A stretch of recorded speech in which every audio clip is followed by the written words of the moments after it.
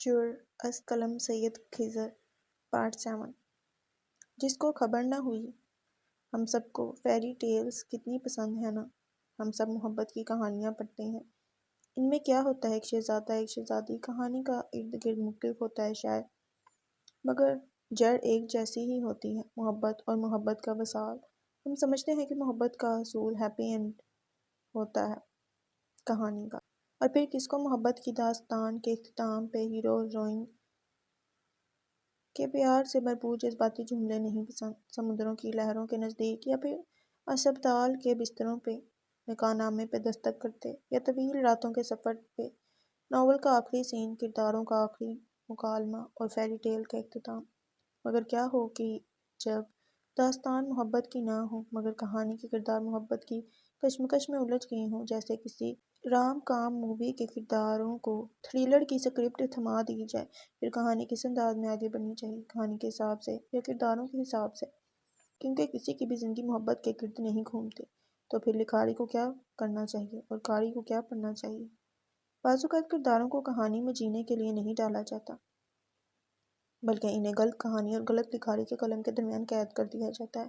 اور میں ایک مزے کی بات بتاؤں، لکھاری بہت کمینے ہوتے ہیں، وہ احساس نہیں کرتے۔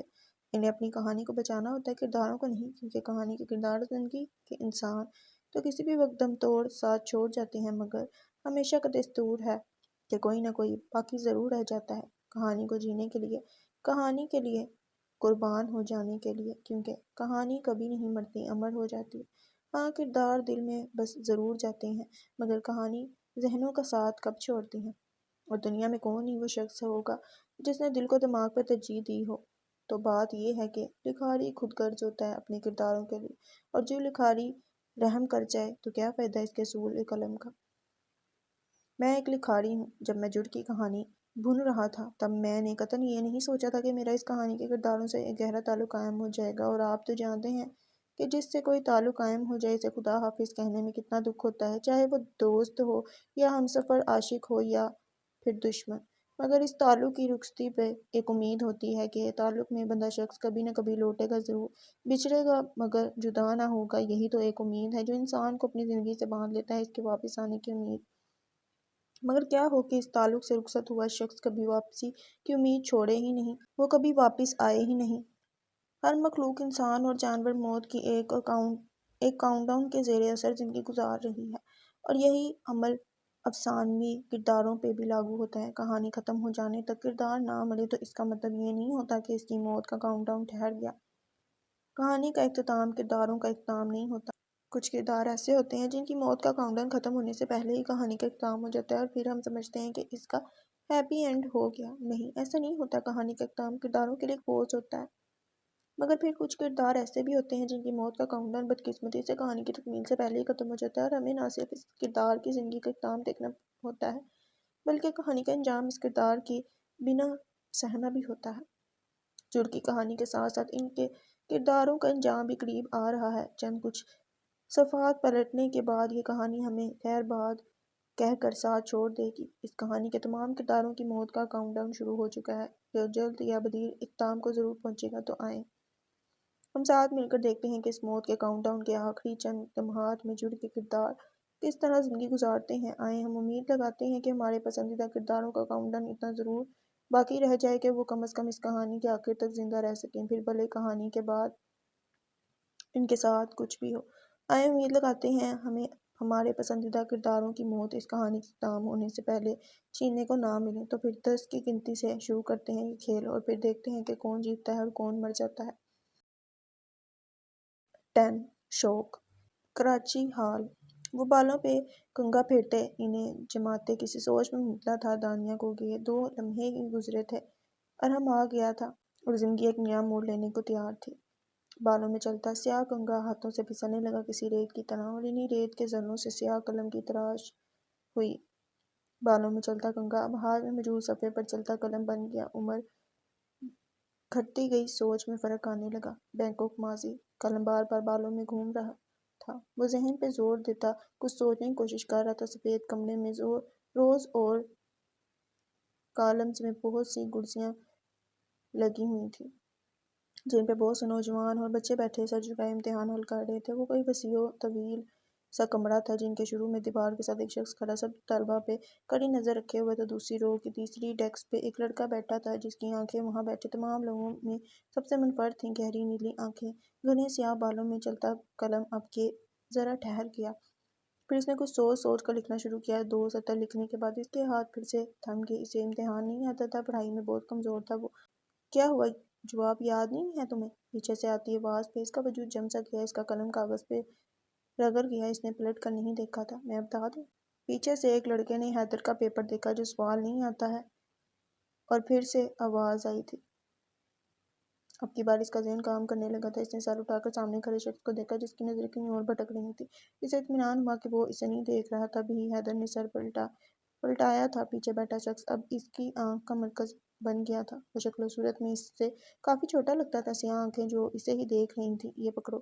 اس سے پہلے حیدر اس کے وجود پہ اور غور کرتا، ارمغان نے ایک پھیرا اس کی طرف اچھال دیا تھا۔ حیدر نے بیچ ہوا میں ہی اس مڑے کاغذ کو تھام لیا اور پھر ڈیسک کے نیچے چھپا دیا جس پرچے پہ تمام سوالوں کے جواب لکھے تھے جو اسے نہیں آتے تھے۔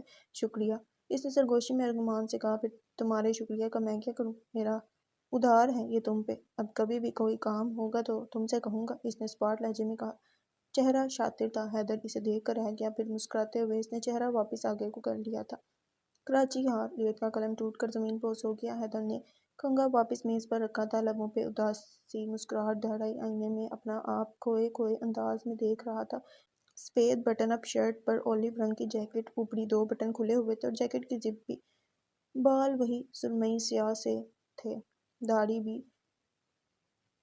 سالٹ اینڈ پیپر رنگ کی تھی۔ وہ عمر میں زیادہ تھا مگر بے حد گریسفل لگتا تھا۔ داڑھی پہ ہاتھ پھیرتے اس نے گھڑی اٹھائی تھی کہ تبھی دروازے پہ دستک۔ اس نے دروازے کے قریب کھڑے وجود کو دیکھا اور جب وہ وجود پہچان میں آیا تو اس کی نظریں خود بخود زمین پر گر گئیں۔ دروازے پہ وہی کھڑی تھی جس کو اگر حیدر ایک نظر اور دیکھ لیتا تو اسے ڈر تھا کہ وہ زندگی بھر اسے دیکھتا رہ جائے گا۔ النساء احمد، مجھے آپ سے ایک ضروری بات کرنی ہے، بلکہ کچھ بتانا ہے۔ وہ کافی جلدی میں لگ رہا تھا۔ حیدر نے خاموشی سے بس سر ہلا دیا۔ نظریں کسی اور چیز کو تلاش کرنی تھی جن پہ وہ اپنی آنکھیں فوکس کر رہے تھے۔ کر سکے؟ جی بولیں۔ اس کی گہری آواز کمرے میں گونجی۔ وہ ہاتھ زپ پہ جمائے جیکٹ کو آہستہ آہستہ بند کر رہا تھا۔ آپ لاہور اپنے دوست کو گرفتار کرنے جا رہی ہیں؟ اس کی آواز نکلی تو لہجہ سنبھلا سنبھلا ہوا سا تھا۔ حیدر کو حیرانگی ہوئی۔ اسے نہ جانے کیسے پتہ لگا تھا کہ طروس اس کا دوست ہے۔ میں لاہور آپ کے مجرم کو گرفتار کرنے جا رہا ہوں النساء۔ حیدر نے چبا چبا کر ایک ایک لفظ ادا کیا تھا۔ اس کی آواز نکلی تو لہجہ شکستہ اور تاثر زخمی سا تھا۔ النساء اس کا چہرہ دیکھتی ہی حلق میں گلٹی ابھر کے مدھم ہوئی تھی۔ مجھے کچھ بتانا ہے آپ کو حیدر، کیونکہ شاید آپ ایک غلط قدم اٹھانے جا رہی ہیں۔ النساء نے نظریں جھکائے خوابدیدہ لہجے میں کہا تھا۔ اس کی بات پہ حیدر الرٹ سا ہو گیا۔ وہ چونکا تھا۔ کیا بات ہے مجھے بتائیں۔ وہ 2 قدم آگے آیا۔ آنکھوں میں فکر مندی کے ساتھ اب تجسس بھی تھا۔ اور پھر جو النساء نے کہا اس نے حیدر کے گرد سناٹا طاری کر دیا تھا۔ اس کے کان بے ساختہ گرم ہوئے تھے۔ حیدر نے جو 2 قدم آگے لیے تھے وہی 2 قدم پیچھے لڑھک گئے۔ اس کے چہرے پہ کسی نے حقیقت کا تھپڑ رسید کیا تھا۔ النساء بولتی گئی تھی اور حیدر کی پشت کرسی پر ٹک گئی۔ وہ نڈھال سا ہو گیا تھا۔ آنکھوں میں سمندر کی لہر برپا ہو رہی تھی۔ ایسا کیسے ہو سکتا تھا؟ ایسا کیسے ہو رہا تھا؟ النساء نے حیدر کو یوں خمار زدہ آنکھوں کے ساتھ پہلے کبھی نہ دیکھا تھا۔ کیا تم نے کبھی کسی پولیس آفیسر کو ٹوٹتے دیکھا ہے؟ چند لمحے گزر گئے۔ النساء چپ ہو گئی۔ حیدر نے انگلیوں سے آنکھیں مسلی تھیں۔ نہیں، ابھی نہیں۔ وہ النساء کو بنا کچھ کہے برق رفتاری سے کمرے سے باہر نکل گیا تھا۔ اسے منہ دھونا تھا۔ اسے ابھی خود کو کمپوز کرنا تھا۔ اسے ابھی بہت سے ایسے کام کرنے تھے جو بساط پلٹ دینے والے تھے۔ وہ واش روم کے آئینے میں اپنا دھلا دھلایا چہرہ دیکھنے لگا۔ شکریہ، اس نے سرگوشی میں کہا تھا۔ دعا اتنی جلدی بھی قبول ہوئی ہے کبھی؟ کراچی کے ایئرپورٹس کے چمکتے فرش کے عکس میں دیکھا جاتا تو پہلا عکس اس شخص کا ہوتا جو ہاتھ میں فون تھامے، چہرے پر سیاہ گلاسز جمائے، اولیو گرین رنگ کی جیکٹ پہنے، تیز تیز قدم دھرتا زینے پھلانگ رہا تھا۔ جیکٹ اوپر سے کھلی ہوئی تھی جس سے سیاہ شرٹ کور کھلی گردن واضح ہو رہی تھی۔ اس کے چہرے پہ ایک سخت سا تاثر تھا، رف اینڈ ٹف سا۔ اس کے پیچھے 3 اور لوگ تھے۔ ان میں سے ایک قدرے آگے تھا جو حیدر کے ہم قدم آنے کی کوشش کر رہا تھا۔ اس وجود کے چہرے پر فریم لیس گلاسز تھے اور سادہ سی ڈریس پینٹ اور شرٹ میں ملبوس کھلے گریبان سے سلور لاکٹ جھلک رہا تھا۔ اس شخص کے پیچھے 2 لوگ تھے اور ان 2 لوگوں کے پیچھے 3 اور لوگ تھے جس سب نے عام سی ڈریسنگ کر رکھی تھی اور وہ کہیں سے بھی کوئی پولیس آفیسر نہیں لگ رہے تھے۔ ایئرپورٹ پہ لوگ تجسس سے ان سیاہ گلاسز میں چلتے گینگ کو دیکھ رہے تھے۔ سب کافی سمارٹ سے تھے۔ دو لڑکیاں بھی تھیں جن میں ایک دانیہ تھی اور دوسری ایک اور پولیس آفیسر حیدر، اور ان سب کے کانوں میں سیاہ آلہ جڑا ہوا تھا جو غالباً بلوٹوتھ ڈیوائس تھی۔ وہ ایک ٹیم تھی۔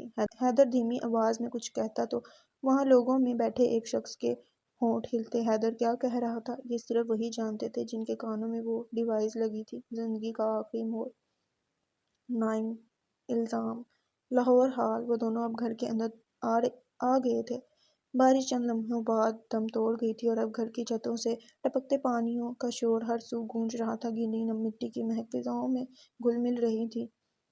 پتے دھلدلا گئے تھے۔ بنجر زمین سبز ہونے کے لیے بےتاب تھی۔ ندیوں میں دریاؤں میں پانی کی چھپاک لہریں ابھر رہی تھیں۔ سارا ویل چیئر دھکیل دھکیل کر برآخر اندرونی کمرے میں جا پہنچی تھی۔ زندگی کہاں سے کہاں لے آئی تھی اور اب کہاں سے کہاں لے جائے گی۔ اس کی بھی ایک کہانی تھی، اس کی بھی ایک داستان تھی۔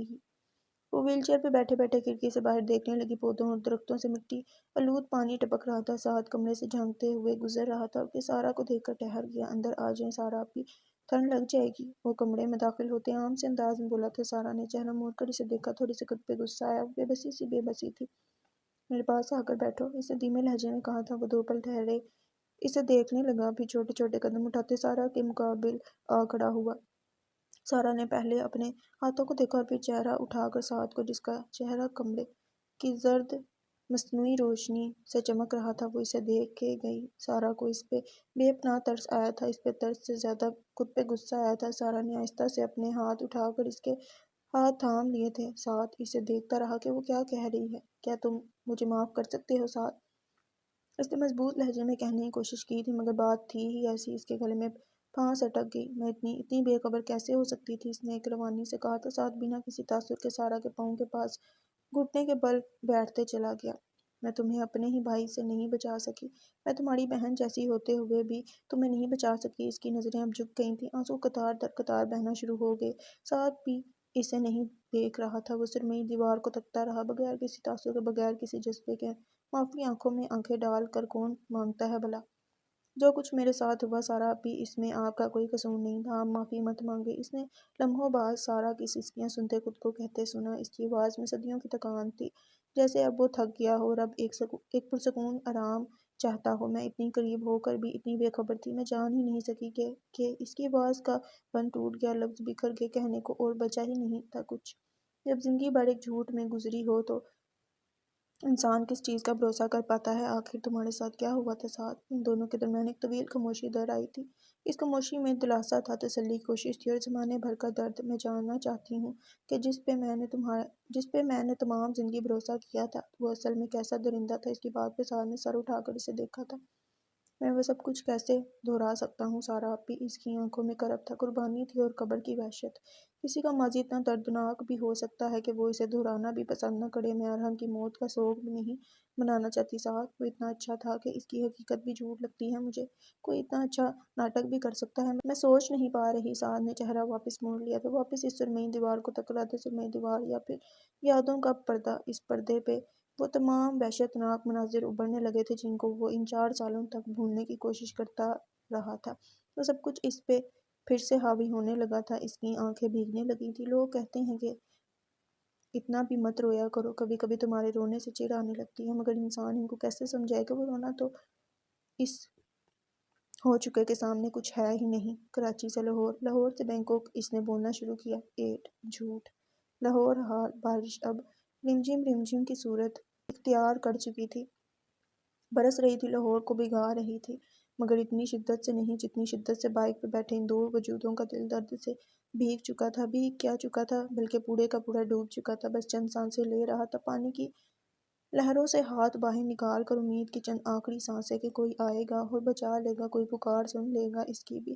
موٹر سائیکل تیز رفتاری سے لاہور کی تر سڑکوں پہ پانی کو دھاڑ کی صورت چیرتی ہوئی گزر رہی تھی۔ سڑکیں ہجوم سے گھڑی ہوئی نہیں تھیں، بس یہ جگہ جگہ پر لوگوں کی گاڑیاں اور موٹر سائیکل بارش کی وجہ سے کنارے کنارے کھڑی تھیں۔ اس کی لیدر جیکٹ کسائی کی گرفت میں موجود مرغے کی طرح پھڑپڑا رہی تھی اور اس کے پیچھے بیٹھا دوسرا وجود قدرے جھنجھلائے ہوئے انداز میں بار بار اس کی جیکٹ کو ٹھیک کر رہا تھا۔ اندھیرا مکمل آسمان پہ چھا چکا تھا، لوگ آفس سے گھر تک پہنچ چکے تھے، کچھ اب بھی راستے میں تھے، وہ دونوں بھی اپنی منزل کی طرف گامزن تھے، وہ بھی کہیں نہ کہیں پہنچ ہی جانے والے تھے۔ گھنٹہ لگا تھا ان کو اندرون پہنچنے میں، مگر وہ گھنٹہ بھی قدرے ضائع نہیں ہوا تھا۔ اندرون تھا ہی ایسا مبہوت کر دینے والا، اپنے شوق رنگوں کے سحر میں جکڑ لینے والا۔ رات کے اس پہر بھی کچھ ایسی ہی حالت تھی۔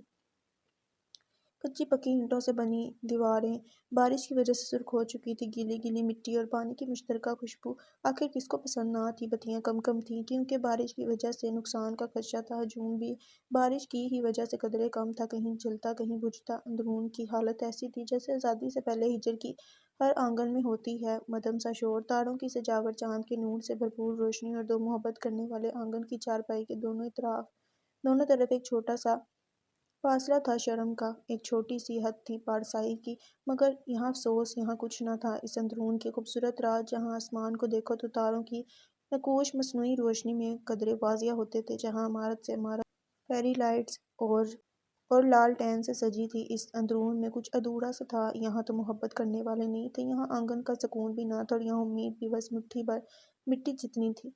یہاں عاشق کوئی نہ تھا، یہاں کہانی گو ضرور تھا، ایک تھا جو یہاں سنانے آیا تھا دوسرے کو اپنی انکہی داستان، دوسرا شخص وہ اس کا سامع تھا، اسے سننے والا، اس کی کہانی میں دلچسپی رکھنے والا۔ ارمغان بائیک کو پارکنگ میں لاک کر کے ادھر ہی چھوڑ آیا تھا، ساتھ اس نے ایک بچے کو چند نوٹ پکڑائے تھے تاکہ وہ دھیان رکھ سکے۔ جیکٹ کو کندھے سے درست کرتے وہ دلی گیٹ کو عبور کرتے اندرون میں داخل ہو رہے تھے۔ سفید شرٹ کے کالر میں سیاہ سن گلاسز اٹکے ہوئے تھے، آنکھیں سرخ متورن سی تھیں جن میں نم نم سا پانی ٹھہرا ہوا تھا، لمبے لمبے ڈگ بھرتا وہ لوگوں کو چیرتا آگے بڑھ رہا تھا، ساتھ اس کے اڑیج بھی تھی، دوپٹہ مفلر نما سٹائل میں گلے میں ڈالا ہوا تھا جو ہوا کے جھونکوں سے منہ کو بھی آ رہا تھا، چہرہ ستا ہوا تھا، سنجیدہ سا، گول گول پتلے چشمے گویا موٹی موٹی بھاری آنکھوں کا ایسے ساتھ دے رہے تھے جیسے ایک دوسرے کے بنا یہ تلسم ہی بیکار ہو۔ یہ آنکھوں کا سنگم، آنکھوں سے بچانے کے لیے اینک کام آتی تھی، چاہے محبت کا تاثر ہو یا نفرت کا، یا چاہے آنسو کو چھپانے کی مراحل میں ہو، یہ گول اینک ہمیشہ کام آتی تھی۔ رمجم ہوتی بارش پہ سکوت چھا گیا تھا، محض پھوار بھی رک چکی تھی، اب ہوا کے رک جانے سے حبس کا احساس، پیشانیوں پہ پسینہ لا رہا تھا، آسمان سے بادل چھٹ رہے تھے، آدھا دھلایا چاند اور اس میں چاندی جیسی روشنی اندرون کی جگہ جگہ کو چمکا رہی تھی۔ وہ دونوں ایک ڈھابے پہ آ کر رکے تھے، ویسے تو وہ ڈھابا دکان نما انداز میں چھت سے ڈھکا ہوا تھا، مگر مالک کے فرمان پہ پٹھان کا 15-16 سالہ بچہ موسم کی خوشگواری کی وجہ سے میز و کرسیاں باہر کی جانب لگا رہا تھا۔ اندرون بارش کے بعد بے حد حسین لگ رہا تھا، اور اوپر سے چائے کی تازہ خوشبو نم مٹی کی خوشبو کے ساتھ سنگم برپا کرتے ہر سو پھیلی ہوئی تھی۔ البتہ روڈ پہ کیچڑ اور دلدل کا عجیب سماں تھا، مگر وہاں کی سڑک ایک گڑھا بننے سے پانی کو روکنے کی کوشش کر رہی تھی۔ ڈھابے کے سامنے والی میز جیسے ہی لگی تھی ویسے ہی بھرنا شروع ہو گئی تھی، بعض لوگ اپنی چھوٹی چھوٹی فیملی کے ساتھ آئے تھے، باقی چند دوست یار یا کپل تھے۔ رفتہ رفتہ بتیاں بھی جلنا بجھنا شروع ہو گئی تھیں، فضا میں لوگوں کی آوازوں کا شور تھا اور پٹھان کا اپنے ملازم کو ڈانٹنے کی گونج۔ وہ دونوں بھی میز پہ آ بیٹھے تھے، دونوں کے درمیان سرمئی گھر سے اندرون لاہور تک ایک لفظ کا بھی تبادلہ نہیں ہوا تھا۔ ارمغان تو ماضی کی یادوں میں کھویا ہر لمحے کو ترتیب دے رہا تھا، اور علی جسے وقت دے رہی تھی، اسے وقت درکار تھا، وہ سمجھ سکتی تھی۔ آخر یہ تو وہ ملاقات تھی جس میں جڑ سے وابستہ تمام بسمل کو ایک موڑ پہ آ ملنا تھا۔ اس کہانی کا لکھاری ارمغان تھا، اس تقدیر کو ترتیب بھی شاید اسی نے دیا ہو۔ عریش نے سوچا، ایک کہانی ابھی باقی تھی جسے وہ آج مکمل کرنے والا تھا، کوئی جھوٹ نہیں، کوئی فریب نہیں، پوکر فیس کے ساتھ یہ کہی جانے والی بات آج حرف بہ حرف سچ تھی۔ ارمغان نے بائیک کی چابی میز کے بیچوں بیچ رکھ دی تھی، وہ دونوں ساتھ ہی میز پر بیٹھے تھے، چاند کی روشنی مدھم سی ان کے سر پر سے گزر رہی تھی، لوگوں کا شور مدھم ہو رہا تھا، لوگ گھروں کو جا رہے تھے، مگر وہ تو وہاں سے اتنی جلدی نہیں جانے والے تھے۔ ہجر کی رات میں بچھڑ جانے والے کی ہر دم خواہش ہوتی ہے کہ بس ایک لمحہ دیدار کے لیے، ایک لمحہ اظہار کے لیے۔ ان دونوں کے درمیان خاموشی حائل رہی تھی، عریش انگلیاں مسل رہی تھی اور مقابل بیٹھے ارمغان کا دل مسر رہا تھا، بہت کچھ اندر ہی اندر پڑے دھکیلتے ہوئے۔ اس نے پٹھان بچے کو اپنے پاس بلایا تو وہ رومال کندھے پر سجاتے ان کے پاس آ پہنچا۔ وہ لڑکا ارمغان کو مسکراتے ہوئے، چمکتی آنکھوں سے دیکھتے ہوئے مینیو کے صفحے پلٹا رہا تھا، اور عریش جسے ایک جگہ ٹکٹکی باندھتے دیکھے گئی، وہ اس کی طرف مخاطب نہیں تھا، البتہ اس پٹھان لڑکے سے کچھ پوچھ تاچھ کر رہا تھا۔ عریش کی آنکھیں اس کے چہرے سے اس کی گردن تک گئی تھیں، اس کی آنکھیں سیاہ تھیں۔ عریش کو اندازہ ہوا جب چاند کی روشنی ان پہ پڑتی، مگر انہوں نے رنگ نہیں بدلا۔ اس کے بال گہرے سیاہ ماتھے پر بکھرے تھے، بارش کی وجہ سے بھیگے ہوئے تھے، اس کی جیکٹ پہ پانی کے قطرے ٹھہرے ہوئے تھے اور اس کی اندرونی شرٹ ہلکی ہلکی سی نم تھی۔ چہرے کے نقوش تیکھے سے تھے اور بڑھی ہوئی داڑھی کا ایک انداز تھا الگ۔ عریش نے نوٹس کیا تھا کہ اس کے کندھے پہ ایک سانپ جیسا کچھ مثبت کچھ ضبط ہے۔ پھر اسے یاد آیا کہ چند گھنٹے پہلے اس نے ارمغان کی پشت پہ سفید شرٹ کے پیچھے چھپے بڑے سے ٹیٹو کو دیکھا تھا۔ وہ مسلمان تھا نا، یا ایتھیسٹ؟ حرکتیں تو کہیں سے مسلمان۔ اس نے زبان کاٹی، مگر اس نے تہیہ کر لیا تھا کہ وہ اس کے بارے میں ارمغان سے پوچھے گی ضرور۔ وہ ساکت سی اس کی ظاہری شخصیت کو پہلی بار اتنے نزدیک اور غور سے دیکھ رہی تھی۔ عریش اس کی آواز پہ وہ چونکی، وہ گہری آنکھیں لیے اسے ہی دیکھ رہا تھا۔ کہاں گم گئی؟ یہ بھی بتاؤ کہ کیا کھاؤ گی؟ اس نے ساتھ ساتھ دو سوال پوچھ لیے تھے اور وہ اس کے سوال پہ کنفیوز سی ہو گئی تھی۔ کچھ بھی منگوا لو، اس نے ارمغان سے کہا۔ مجھے تمہاری پسند کھانے کے معاملے میں بالکل نہیں معلوم، تو اب تم خود ہی بتاؤ۔ برابر میں کھڑا پٹھان لڑکا دونوں کو چمکتی نظروں سے دیکھ کے من ہی من میں سوچ رہا تھا کہ کتنی اچھی جوڑی ہے ان کی۔ اس نے یہ بھی سوچا تھا کہ شادی ہو چکی ہے یا نہیں۔ کلونجی والے بسکٹ لے آؤ، اس نے پٹھان لڑکے سے مخاطب ہوتے کہا۔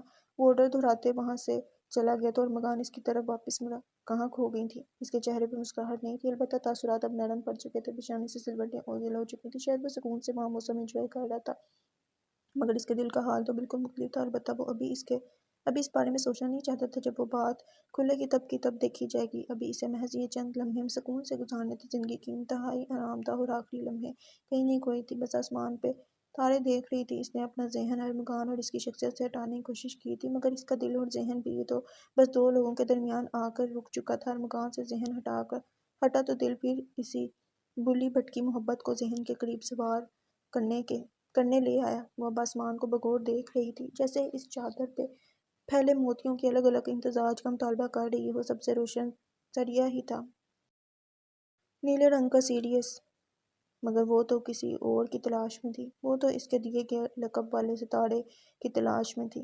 چاند کی مدھم روشنی آنکھوں کو بھا کر بھی نہیں بھا رہی تھی، جیسے آسمان پہ محض صرف ستاروں کی حکومت ہو، بادل ڈھانپتے اور واضح کرتے چاند کے ساتھ کھیل رہے ہوں، مگر اس کی متلاشی نظر کہیں اور ہی تھی۔ کیا ڈھونڈ رہی ہو؟ وہ بھی اس کی نظروں کے تعاقب میں آسمان پہ دیکھنے لگا۔ اسے وہاں سب سے بھا جانے والی شے آدھا ادھورا چاند ہی لگا تھا۔ ستاروں تک تو اس کی نظر گئی ہی نہیں تھی۔ سب سے نمایاں جو تھا، التھیئر ڈھونڈ رہی ہوں، التھیئر تارا ہے ایک۔ اس نے آسمان کو بغور دیکھتے ہوئے کہا، نظر ایک پل کے لیے بھی نہ بھٹکی۔ اتنی محنت سے ایک تارا ہی تو ہے، اس میں ایسا کیا ہے؟ وہ بظاہر تو دوستانہ سے لہجے میں بولا تھا، مگر نہ جانے کیوں عریش کو اس کی بات دل میں چبھی تھی، جیسے اسے معلوم ہو کہ وہ تارا کس نے اس کے لیے مخصوص کیا تھا، اور اب وہ عریش پہ طنزیہ ہنس رہا ہو۔ ارم نے یہ تارا میرے نام کیا تھا۔ نہ جانے کیوں اس کے منہ سے یہ جملہ ادا ہوا تھا۔ اس کے منہ سے پہلی بار ارم بہت سادہ انداز میں ادا ہوا تھا، ورنہ زندگی نے جب بھی اس کے لبوں نے ارم کا نام کہلوایا تو اس کا دل ایک دھڑکن مس کر جاتا تھا۔ آج ایسا نہیں ہوا تھا۔ پہلی بار ارم، اس کا لہجہ طنزیہ سا تھا، زبان سے حلق تک کروا ہو چکا تھا۔ اس کے درمیان ہمیشہ وہی تھا جو آ جاتا تھا۔ اتنا سب ہو جانے کے بعد بھی ارم ان کے درمیان آ جاتا تھا۔ عریش نے اس کے لہجے میں چھپی ناپسندگی فوراً بھانپ لی تھی، اس لیے چپ رہی۔ آنکھیں اس کی آنکھوں سے نہیں مل رہی تھیں، جبکہ وہ اس کی آنکھوں کی تپش اپنے پورے چہرے پر محسوس کر سکتی تھی۔ بظاہر لاپرواہی سے آسمان دیکھتی رہی۔ وہ ارم کو اپنے درمیان بے وجہ لے آئی تھی، اور اب سمجھ نہیں آ رہا تھا کہ اسے خارج کیسے کیا جائے۔ ان دونوں کے درمیان پھر سے خاموشی کسی بن بلائے مہمان کی طرح داخل ہو گئی تھی۔ نہ ارمغان کو سمجھ آ رہا تھا کہ وہ آگے کیا بات کرے، نہ ہی عریش کو لمحے ایسے ہی بیت گئے۔ چائے کی بھاپ اٹھ اٹھ کر فضا میں گھلنے لگی، چپ چپ کرتی پانی کی آواز کانوں میں کھول قائم کرنے لگی۔ میں جب بھی آسمان دیکھتی ہوں تو مجھے صرف ستارے نظر آتے ہیں۔ بالآخر جب وہ التھیئر کو آسمان پہ تلاش کرنے میں ناکام ہوئی تو ہار مانتے ہوئے اس نے ایسے ہی موضوع چھیڑا۔ وہ واقعی سچ تھا، اسے چاند کبھی اتنا پرکشش نہیں لگا تھا جتنا اسے ستارے ان کا کول اور نقوش لگتے تھے۔ اسے ہر بار کچھ منفرد ملتا تھا، ستاروں میں کچھ چھپا ہوا، کچھ انکہا۔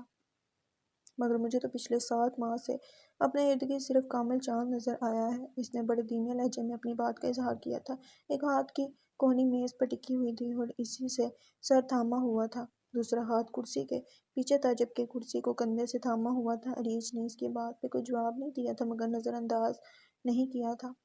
جب بات اظہار تک آ ہی چکی تھی تو اس نے اظہار داستاں کو اس لمحے چھیڑنا ٹھیک سمجھا۔ اصل میں وہ بھی جانتی تھی کہ نہ وہ چاہتی ہے کہ وہ تلخ یادوں کو اتنی حسین رات کا حصہ بنائے، اور نہ ہی ارمغان چاہتا تھا کہ وہ دونوں قلب کو مرہم لگانے کے بجائے اسے کرب کی مراحل سے گزارے۔ مگر سب ضروری تھا، وہ داستان ضروری تھی۔ آخر ادھوری کہانیاں بھی کس کو پسند ہوتی ہیں؟ اس نے کچھ بولنے کے لیے لب کھولے ہی تھے کہ خوش باش سا لڑکا تھالی تھامے ان کے سامنے ان کا آرڈر رکھ رہا تھا۔ تشتری اریچ کی طرف رکھی، دوسری ارمغان کی طرف۔ چھوٹی سی پیالی میں گرم چائے دھواں دھواں ہو رہی تھی۔ وہ لڑکا سب کچھ میز پہ ان کے سامنے سجا کر وہاں سے چلا گیا۔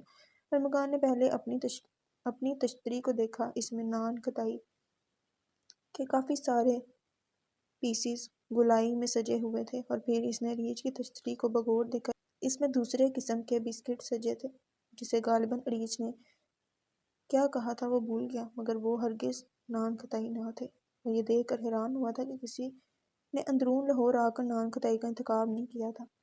ان دونوں کے درمیان پھر سے خاموشی کا بسیرا رہا۔ اریچ ادھر ادھر گردن موڑ کر اعتراف کا جائزہ لے رہی تھی، اور وہ اس کا تمہیں نان کتائی نہیں پسند؟ اس نے میز پر اپنے دونوں ہاتھ جماتے ہوئے اسے مخاطب کیا۔ نہیں، کیوں؟ اس نے تقریباً فوراً ہی پوچھا۔ دل کو ٹھیس جو پہنچی تھی، اس کی پسندیدہ چیز اس کے پسندیدہ شخص کو پسند نہیں تھی۔ وہ اس بات پہ کہاں اتفاق کرنے والا تھا؟ بس وہ بہت میٹھے ہوتے ہیں، شاید اسی لیے۔ اس نے بولتے ہی لب بھینچ لیے، چہرہ ارمغان کی طرف موڑ لیا۔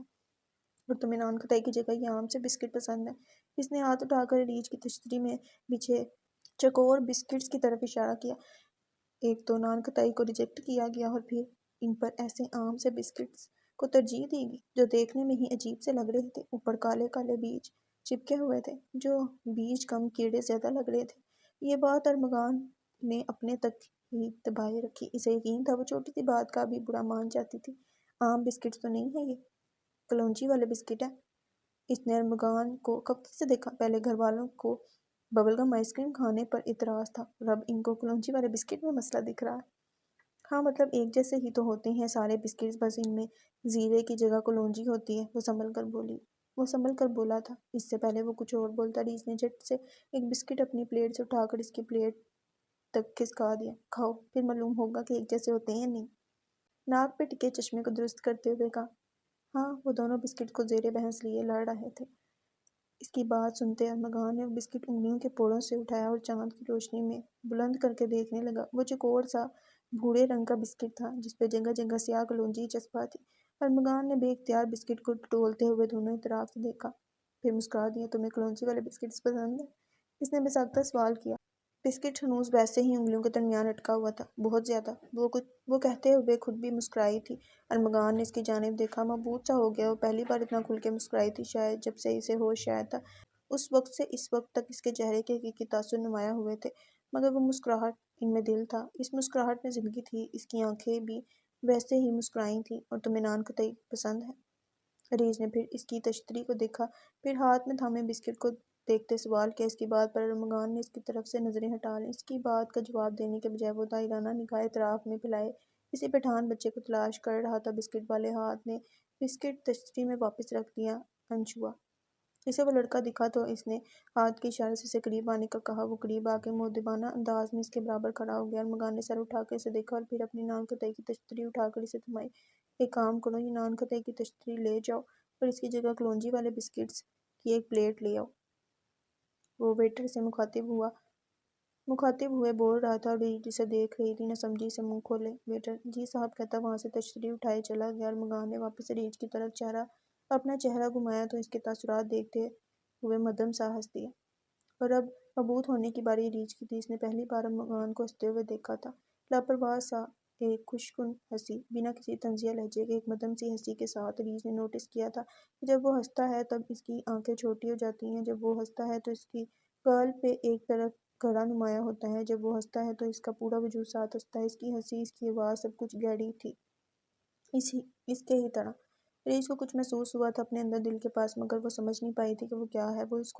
وہ ایک خواہش تھی شاید، اس کو واپس ایسے ہی ہنستے دیکھنے کی خواہش دل کا۔ اس کا دل چاہا تھا کہ وہ جس موضوع کو چھیڑنے والی تھی اسے نہ چھیڑے۔ ارمغان تو مسکرانے کے لیے بنا تھا، وہ مسکراتے ہوئے اسے اچھا لگا تھا، اور اریچ نے شاید دل میں یہ اعتراف بھی کر ہی لیا تھا کہ وہ اسے کسی اور جہاں میں، کسی اور وقت میں دیکھے یا نہ دیکھے، وہ اسے مسکراتے ہوئے حسین لمحات میں ہمیشہ دیکھنا پسند کرے گی، ایک دم ٹکٹکی باندھے، بس خاموشی سے۔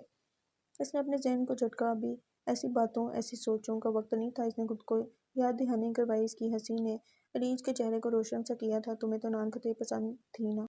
وہ کچھ شوق سے مخاطب ہوئی تھی۔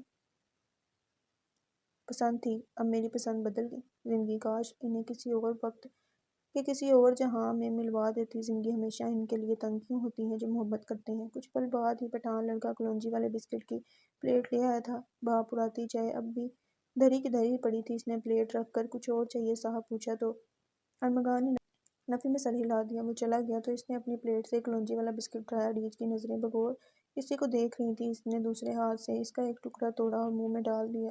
یہ تو واقعی کافی ذائقہ دار ہے، اس نے بظاہر مسکراتے ہوئے کہا۔ ارمغان کو وہ کڑوے اور روکھے سوکھے بسکٹ قطعاً پسند نہیں آئے تھے۔ اچھے ہیں؟ علیج نے اس کے چہرے کو پڑھنے کی کوشش کی۔ ہاں واقعی، اور وہ کوشش کر رہا تھا کہ اپنے تاثرات برقرار رکھے، ورنہ دل تو چاہ رہا تھا کہ ابھی ہی منہ سے انہیں تھوک دے۔ چہرے سے تو نہیں لگ رہے؟ علیج کا لہجہ معنی خیز تھا۔ وہ ہڑبڑا گیا۔ ہاں تھوڑے سے کڑوے ہیں، مگر مجھے پتہ ہے چائے کے ساتھ اچھے لگیں گے۔ اس نے فوراً ہی اپنی چائے کی پیالی نزدیک کی اور بسکٹ کو ڈبو کر کھانے لگا، پھر مسکرایا۔ اب واقعی اچھے لگے تھے۔ علیج بغیر کچھ کہے بس اسے دیکھتی رہی۔ کبھی کبھی مجھے تمہاری سمجھ نہیں آتی ارمغان۔ اس نے ایک بسکٹ اپنی پلیٹ سے اٹھا کر منہ میں ڈالا۔ مجھے بھی آج کل اپنی سمجھ نہیں آ رہی علیج۔ وہ اسے نہیں دیکھ رہا تھا اور وہ اب تک اسے ہی دیکھ رہی تھی۔ ارمغان میں نہیں چاہتی کہ وہ اٹکی، لفظ تلاش کیے کہ اس نے سر اٹھایا، متوجہ ہوا کہ تمہارے لیے یہ سب کروں۔ علیج نے ہچکچاتے ہوئے جملہ مکمل کیا۔ وہ اس کی بات پر بس خاموشی سے اسے دیکھنے لگا، لب سیلے ہوئے تھے، آواز ندارت۔ اس نے 5 سال علیج جاوید صدیقی کے نام کر دیے تھے اور ہجر کی آخری شب وہ اس سے کہہ رہی تھی کہ وہ اس کے لیے کچھ نہ کرے۔ ارمغان کو ہنسی آئی تھی حالات پہ۔ تم قانونی راستہ بھی اختیار کر سکتے تھے، ابھی بھی یہی کرو نا۔ اس کا لہجہ التجا سے بھر گیا تھا۔ ارمغان کا انداز باہر تلخ اور کڑوا ہو گیا۔ اچھی باتیں، اچھی یادیں بس شاید یہیں تک تھیں علیج۔ کیا ہم چند منٹ بعد کسی ماضی اور بغیر کسی مستقبل کا سوچے جی سکتے ہیں؟ اس حال میں، اس چاند کے سائے تلے بس چند منٹ اور تھوڑے سے سکون کے لمحے ہو۔ اس نے ارمغان کو ایسا لہجہ کبھی نہیں سنا تھا، جیسے وہ سولی پر چڑھا ہو اور جلاد اس کی آخری خواہش سننے کا کہہ رہا ہو۔ علیج نے ہلکے سے سر ہلا دیا۔ ارمغان پیچھے کو ہو کر بیٹھا۔ چند لمحے پھر یوں ہی سرک گئے۔ اس نے جیب میں تھرتھراہٹ محسوس کی۔ فون نکال کر اس نے سکرین دیکھی تو وہاں ایک پیغام جگمگا رہا تھا۔ وہ پیغام انہی کا تھا، ارمغان کے باپ کا۔ موت کی گھنٹی ٹک ٹک ٹک بجنا شروع ہو گئی تھی۔ کاؤنٹ ڈاؤن گھٹتا جا رہا تھا۔ 7 حفاظت بینکاک ہال۔ وہ سیاہی اور اندھیروں میں گم تھا۔ ایک باری سی شاندار کرسی پر براجمان، وہ ایک ہاتھ میں سلگتے سگار کا دھواں اڑا رہا تھا۔ پیچھے کی کھڑکی سے آتی دھوپ پشت پر پڑتی بس اس کا ایک سلوٹ واضح کر رہی تھی۔ وہ راجا تھا، وہ راج کرنے کے قابل تھا۔ اس کے سنہرے لمبے بال سلیقے سے سیٹ تھے اور چہرے پہ نشان اس کے باعمر ہونے کی نشاندہی کر رہے تھے۔ سیاہ لمبے کوٹ کے اندر سے گردن کے گرد لپٹا مفلر جھلک رہا تھا۔ ہاتھ کی ہر انگلی میں قیمتی انگوٹھیاں سجی ہوئی تھیں۔ مقابل بیٹھے کسی شخص سے محو گفتگو تھا۔ جب دروازے پر دستک ہوئی، اس سنہری بال والے شخص نے آجو کی پکار دیتے دروازے کی سمت دیکھا اور دروازے کے پار کھڑے شخص کو دیکھتے اس کی سنہری آنکھیں چھوٹی ہو گئیں۔ جلد ملاقات ہوتی ہے تم سے پھر۔ اس سنہری بال والے شخص نے سامنے بیٹھے آدمی سے کہا کہ اب اس کے جانے کا وقت ہو گیا ہے۔ وہ لمحے کی دیری کیے بنا کرسی سے اٹھا دروازے سے باہر چلا گیا۔ اب دروازے کے پاس کھڑا شخص دھواں دار کمرے میں داخل ہوا اور دروازہ بند کر دیا۔ وہ کرسی پہ پشت ٹکائے ہاتھ میں پکڑے لیپ ٹاپ کو اس شخص کی طرف کرنے لگا جو سگار کا آخری کش لے رہا تھا۔ میں نے کہا تھا آپ سے۔ اس نے لیپ ٹاپ سامنے ٹیبل پر رکھ دیا اور بات جاری رکھی۔ میں نے کہا تھا دروس کو اتنی محبت اور لاڈ نہ دیں کہ وہ ایک دن ایسا قدم اٹھا لے جس کی وجہ سے ہم سب کو پچھتانا پڑے۔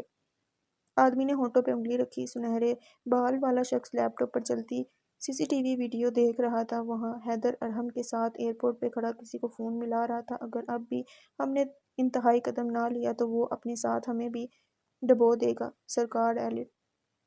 سنہرے بالوں والے ایلٹ کی آنکھوں میں دکھ تھا اور غصہ بھی، حیرانی بھی اور خوف بھی۔ کسی ہیومن ٹریفک لیڈر کی آنکھ میں خوف کا مطلب جانتے ہو تم؟ ہمارے پاس کوئی اور راستہ، اور کتنی محبت برسائیں گے آپ اس پر؟ ایسا کیا ہے اس میں؟ یہ مر بھی جائے گا تو ہمارا کاروبار ویسے ہی چلتا رہے گا، اگر یہ بچ گیا تو ہم سب مارے جائیں گے۔ وہ اب آگے جھک کر پریشانی سے ایلٹ کو کہہ رہا تھا۔ میں کیسے مار سکتا ہوں دروس کو ایلی؟ ایلٹ نے سنہری آنکھیں اٹھا کر سامنے بیٹھی ایلی کو دیکھا۔ اس کو اتنے سال بچاتے بچاتے آپ نے خود کی قبر کھود لی ہے سرکار۔ اب آخری لمحہ آ گیا ہے کہ اگر اب کچھ نہیں کیا تو ہمارے پاؤں قبروں کے اندر ہوں گے۔ وہ اب تحمل سے گویا ہوا، مگر اس کی آواز میں لرزش سی تھی۔ دروس اچھا بچہ ہے ایلی، وہ مختلف ہے، اس نے محبت کی ہے، جانتے ہوئے بھی کہ اس کا انجام کیا ہوگا۔ ایلیٹ اب اپنی پیشانی مسل رہا تھا، سرگار جوتوں کے نیچے کچلی جا چکی تھی۔ وہ قاتل ہے، قاتل محبت کرتے ہیں تو اس کا انجام موت ہی ہوتا ہے۔ نہ ہم اس کا انجام بدل سکتے ہیں نہ وہ خود، شیطانوں کو جہنم میں تو جانا ہی ہے۔ وہ ایلیٹ کو سمجھاتا تھا، اس کے حال اور اس کی سخت دل میں موجود دروس کی وجہ سے پڑی نرم درار کو بھی، مگر اب وقت تھا دماغ سے سوچنے کا، کیونکہ دل فیصلوں میں نقصان کرواتا ہے۔ میں بدل سکتا ہوں اس کا انجام، ہاں، ساتھ ہم سب کا انجام بھی سوچیں پھر۔ اس کی زندگی کامل کر کے ہماری زندگی کے پردے اندھیر کرنا چاہتے ہیں آپ، اس نے تلخی سے کہا۔ کمرے میں خاموشی حائل ہو گئی، بس دھواں ادھر ادھر اطراف میں اڑ رہا تھا۔ اس نے پلین ہائی جیک کا آرڈر دے دیا ہے، وہ بھی ایک لڑکی کی خاطر۔ ہمیں بہت بڑا نقصان ہو سکتا ہے، ارہم کو بچانے کا آپشن اب ہمارے ہاتھ سے نکل گیا ہے، مگر اب ارہم کے ساتھ ہمیں ارمغان کو بھی۔ اس نے جملہ چھوڑ دیا، الفاظ ٹوٹ کر بھی گھاؤ جتنا اثر دیں گے۔ کمرے میں موت کا سا سناٹا چھا گیا۔ اس کو تکلیف محسوس نہیں ہونی چاہیے ایلی، بالکل بھی نہیں۔ چند پل بعد خاموشی توڑتے ہوئے انہوں نے ایلی کی آنکھوں میں آنکھیں ڈال کر اسے ہدایت دی، اور ایلی ایلیٹ کی آنکھوں کو دیکھتے بے اختیار دکھی ہوا تھا۔ معافی چاہتا ہوں ایلیٹ سرکار، مگر یہی ہم سب کے لیے بہتر ہے۔ ایلیٹ نے اس کی بات پر بس سر ہلا دیا، جیسے اب کچھ اکیلا وقت مانگ رہا ہو۔ ایلی کی آنکھوں میں تاثر ابھرا تھا، مگر غلط وہ بھی نہیں تھا۔ فیصلہ سخت تھا، مگر وہی فیصلہ تھا، اس کے علاوہ کچھ بھی تو نہ تھا جو وہ کر سکتا تھا۔ لیپ ٹاپ اٹھائے وہ بے حد خاموشی سے کمرے سے نکل گیا، دوسرے ہاتھ سے کسی کا نمبر بھی ملا رہا تھا۔ وہ کمرہ اکیلا پڑ گیا، وہاں بھی بس اب ایک جسم لاش ہو رہا تھا۔ ایلیٹ نے سائیڈ پہ پڑا فون اٹھایا، لرزتے ہاتھوں سے لاک کھولا، پھر گیلری کھولی اور اس کی چند تصاویریں دیکھنے لگا۔ کسی میں وہ تیر کمان تھامے نشانہ لے رہا تھا، کسی میں بے سختہ مسکرا رہا تھا، چند میں وہ باکسنگ گلوز پہنے ہاتھ گھما رہا تھا۔ چند تصاویر میں کاغذ پہ کچھ لکھ رہا تھا، ایک تصویر میں ارمغان کتاب کا مطالعہ کر رہا تھا، کچھ میں وہ دوسرے ساتھیوں سے باتیں کر رہا تھا۔ ایلیٹ کے چہرے پہ زخمی سی مسکراہٹ پھیل گئی، آنسو کا ایک قطرہ نہ جانے کیسے مگر فون کی اسکرین پر گر گیا۔ تم میرے سب سے اچھے شاگرد تھے دروس، سب سے زیادہ طاقتور اور دلیر۔ میں چاہتا ہوں کہ تم اپنی موت کو بھی دلیری سے خوش آمدید کہو۔ تم ہم جیسے نہیں تھے، کاش میں تمہیں کبھی ہم جیسا بننے پہ مجبور نہ کرتا، تو آج تمہاری زندگی اور محبت کامل ہوتی۔ واقعی تم ہمارے جیسے نہیں تھے، تم انسان تھے، اور میں نے تمہیں حیوان بنا دیا۔ غلط کیا یار، بہت زیادہ غلط کیا میں نے۔ وہ اپنی شاہانہ کرسی پر بیٹھا کسی عام انسان کی طرح ٹوٹ رہا تھا، خود کلامی کرتے ہوئے خود میں مر رہا تھا، کیونکہ اس کی کہانی کا مرکزی کردار تو کوئی اور تھا، جو انسان تھا، جو بالآخر تھا۔ سنہری آنکھوں میں سرمئی سی ذرات مٹی مٹی کر کے ایک منظر ترتیب دینے لگے تھے۔ بینکاک ماضی۔ وہ سربراہی کرسی پر بیٹھا تھا، اپنے ہی انداز میں کھڑکی رات کا منظر واضح کر رہی تھی۔ کمرے میں سفید مصنوعی روشنی چھائی ہوئی تھی اور ہر جگہ عود کی خوشبو۔ اس کے سنہری بال ماتھے کو چھپا رہے تھے، آنکھوں میں کوئی تاثر عیان نہ تھے۔ سفید لانگ کوٹ سے سرخ مخملی ٹائی دکھائی دے رہی تھی، ہاتھ میں سلور ڈائل گھڑی تھی، چہرہ کسی بھی داغ سے پاک۔ وہ کافی عمر کا ہونے کے باوجود بھی کم عمر لگتا تھا۔ کمرے کا دروازہ آہستگی سے کھلا تو اس نے آنکھیں وہاں جما لیں۔ ایک ملازم اپنے پیچھے ایک دوسرے لڑکے کو اندر لا رہا تھا، پھر وہ کمرے کے دروازے پر کھڑا ہو گیا۔ اندر آ جاؤں سر؟ اس نے جھکے سر کے ساتھ پوچھا۔ ایلیٹ محض کرتا اسے اجازت دے چکا تھا۔ وہ چھوٹے چھوٹے قدم لے کر اندر آ گیا، اس کے پیچھے اسی کی عمر کا لڑکا اس کے ساتھ ساتھ قدم اٹھاتا آ رہا تھا۔ اب تم جاؤ اور دروازے کو بند کر دینا۔ وہ دونوں جب ایلیٹ کے قریب پہنچے تو اس نے اپنی اسی بھاری آواز میں ملازم پہ حکم صادر کیا۔ وہ سر ہلاتا باہر کو چل دیا۔ اب اس کے سامنے وہی لڑکا کھڑا تھا جس کی عمر لگ بھگ 20-21 سال تھی۔ اس کا سر جھکا ہوا نہیں تھا، بلکہ وہ ایلیٹ کی آنکھوں میں آنکھیں ڈالے اسے دیکھ رہا تھا۔ جہاں ایلیٹ سے سر اٹھا کر کوئی بات نہیں کر سکتا تھا، وہ لڑکا اسے گھور رہا تھا۔ کیا نام تھا تمہارا؟ ایلیٹ کو بخوبی معلوم تھا اس کا نام، مگر وہ اس کی دلیری سے محظوظ ہوا تھا۔ دروس۔ یک لفظی جواب، سرد سا لہجہ۔ ہاں دروس، تمہیں معلوم ہے کہ میں نے تمہیں یہاں کیوں بلایا ہے؟ ایلیٹ نے اس کا چہرہ پرتے اس سے سوال کیا۔ میں نے رستم کا ہاتھ توڑ دیا، شاید اس لیے۔ اس کی نظروں میں اب اور سخت سا تاثر ابھرا تھا۔ رستم یہاں 36 سال سے ہے اور آج تک کوئی اس کو ہاتھ تو لگانا، اس سے منہ ماری بھی نہیں کر پائے، اور تم نے اس کا ہاتھ توڑ دیا؟ ایلیٹ اسے رستم کی اصلیت بتا رہا تھا۔ رستم ایلیٹ کا کافی قابل اعتبار ایک ہٹا کٹا مشٹنڈا تھا۔ وہ کافی لمبا اور طاقتور سا نوجوان تھا۔ وہ ہوتے ہیں نا ہر کہانی میں ایک پہلوان قسم کے باڈی گارڈ، رستم بس وہی تھا۔ کیونکہ لوگوں میں عقل نہیں ہے، اس کا جسم طاقتور ہے، دماغ نہیں۔ میں نے اس کو وہاں پہ وار کیا جہاں وہ کمزور تھا، اور پھر وہاں وار کیا جہاں میں نے اس کو کمزور کر دیا تھا۔ اسے اور وضاحت دینے کی ضرورت نہیں تھی۔ ایلیٹ کے چہرے پہ مسکراہٹ ظاہر آئی تھی۔ کیوں مارا، کیسے مارا، میں نہیں پوچھوں گا تم سے، مگر اتنا کہہ دیتا ہوں کہ… ایلیٹ کرسی سے اٹھا اور اسے کندھے پہ دونوں ہاتھ جما دیے۔ وہ نہ سمجھی سے اسے دیکھتے رہا۔ تم بہت خاص ہو اور تمہیں تراش کر سونا میں بناؤں گا۔ ایلٹ کی مسکراہٹ اور گہری ہوئی۔ کیا تم بننا چاہتی ہو سونا؟ اس نے سوال کیا۔ میں ہیرا بننا چاہتا ہوں بوس۔ ارمغان مسکرایا نہیں تھا مگر اس کی سیاہ آنکھوں میں چمک اٹھی تھی۔ ایلٹ نے اس کا چہرہ تھپتھپایا۔ تمہاری ٹریننگ شروع کر دیں؟ ایلٹ نے ایک اور سوال کیا۔ اسی کا تو انتظار ہے، اس نے سخت سے جملے ادا کیے۔ وہ تمہارے وجود سے بھی خوف کھائیں گے درست، میرا وعدہ ہے یہ۔ ایلٹ کا لہجہ پہلی مرتبہ روبدار سا ہوا تھا۔ مجھے اس بات کی اجازت بھی دیں بوس کہ آپ مجھے اس شکار میں کسی بھی مرحلے میں نہیں روکیں گے، چاہے آپ کے حکم کی توہین ہی کیوں نہ ہو رہی ہو۔ مجھے میرا بدلہ چاہیے بوس، اس میں کوئی خلل آئی تو میں کمزور پڑ جاؤں گا۔ اس کا لہجہ حتمہ ہو گیا تھا، تھوڑا سا نم بھی۔ یاد رکھنا درست، اس راہ پہ گامزن ہونے سے پہلے یاد رکھنا اس راہ میں موجود کسی بھی شخص سے دل نہیں لگانا ورنہ تم بھی تباہ ہو جاؤ گے اور وہ بھی۔ ارمغان اسے دیکھتا رہا۔